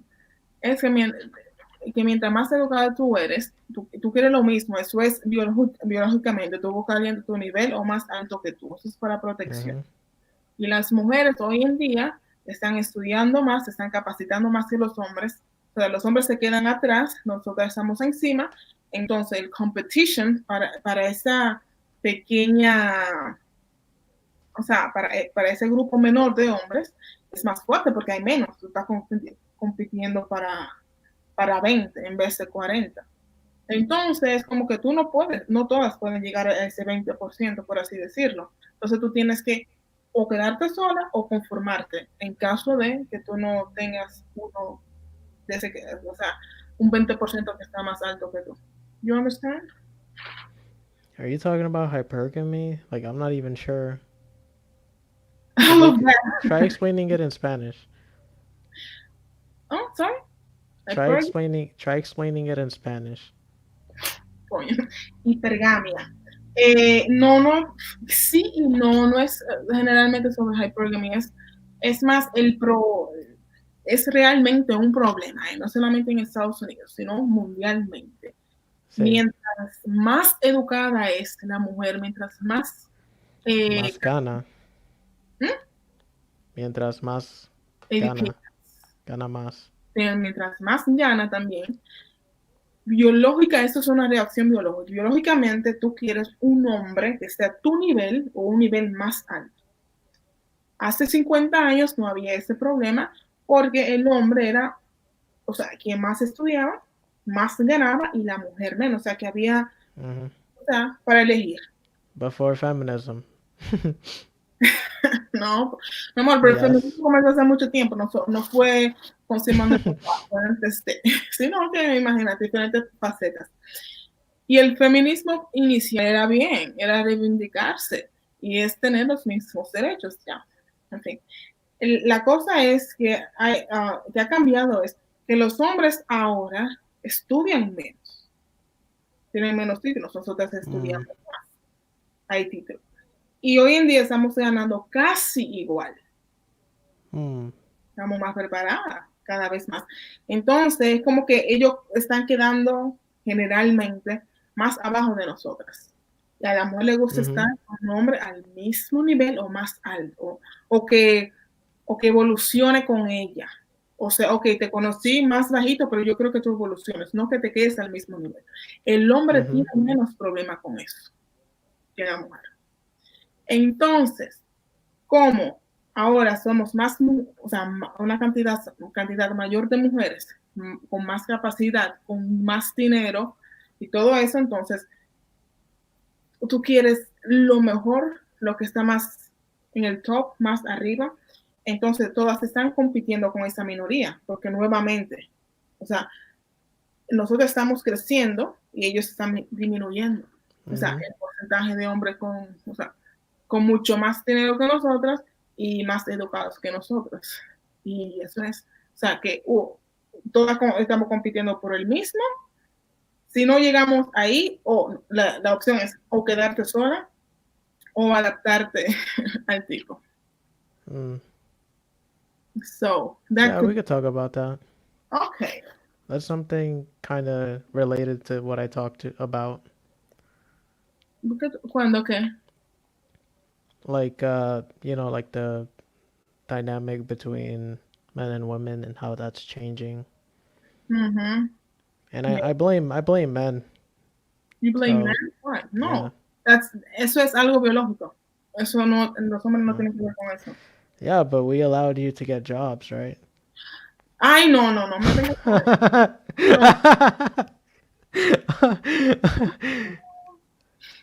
No, that's crazy. Un PhD, eso está muy bien, eso es excelente, pero eso es más para ti y los hombres que están a tu alrededor. Pero los hombres, o sea, que tú no seas muy bruta, eso es. Pero muchas veces los que se casan con la tipa del PhD eran los nerds en el colegio también, porque son ellos los que tienen el PhD también.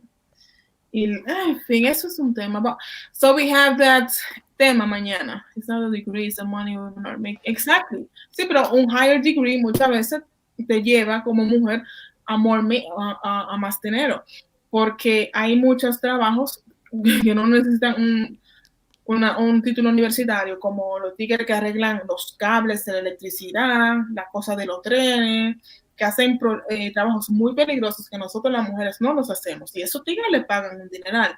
Lo que están en los highways y en las calles, cuando hay un hoyo, lo que sea, esos trabajos son sumamente peligrosos y le pagan más que a cualquier profesional, como decimos allí en Dominicana. Pero son trabajos muy peligrosos y hay que pagarle por ello. Pero una mujer no quiere estar con un tipo de eso. Si ella tiene un PhD. Allá en Dominicana dice, el novio, ¿cómo es? El novio y la novia del estudiante no es el novio o la novia del profesional, especially for women. So, eso es, no solamente, o sea, si es un empresario, ahí ella hace como que la excepción, la mujer, pero si es, vamos a decir, un basurero, o sea, solo que basurero, y que gane sumamente bien, es como que ella no va a querer el estatus también. Oh. Yeah, nerds all day, yes, siempre, cero tigre, mi hermana. Yeah, it's because, you know, I mean, we can talk about it more tomorrow, but it's a lot of things, you know. And you can be free tomorrow and say all what you want to say, pero por favor, don't run. No me meta los temas con los vecinos, por favor. Oh, I don't talk about that unless it's brought up. If you really pay attention to how I react, how I behave, I don't really bring it up unless it's brought up. Which it is all the time. Okay. Siempre mete ese tema, pero en fin. Está bien, gracias. Sí, mi hermana. Diablo, son las 3:33. Gracias por estar ahí. Mañana, señores, vamos a hablar sobre, en fin, voy a ver qué título le pongo, pero es sobre el mating crisis among educated or high earning women and men. ¿Qué vamos a hacer? Toda la guerra para el tipo, yes, pero segundo, si no tenemos el tipo, ¿qué hacemos? O nos quedamos solas o nos contentamos con alguien supuestamente que no esté a nuestro nivel. Tico Cortés, bienvenido, me tengo que ir. Please like, subscribe this channel. Tomorrow we will have a live about the mating crisis among high-earning women or highly educated women. Déjame ver a qué hora yo lo tengo planificado. I will change it, pero no. A las 10, 5 p.m. or 5:30. 5:30 EST time, New York time. O sea, a las 5:30 de Nueva York. Mañana tenemos este tema. You can watch this replay, please. Y, o sea, it's not for this venue. La mujer es fuerte. Bueno, gracias. Nuevamente, muchísimas gracias, Don Ren. Y nos vemos mañana, por favor. Yo te sigo en Instagram, by the way. Okay. Exacto, así que te voy a decir ahora porque, bueno. Así que ya ustedes saben. Un beso, gracias por estar ahí, acompañarme y hasta mañana, que no quiero estar sola. Bye bye, thank you. Okay, bye. Thank you everyone, like, subscribe, bye bye. Buenas noches.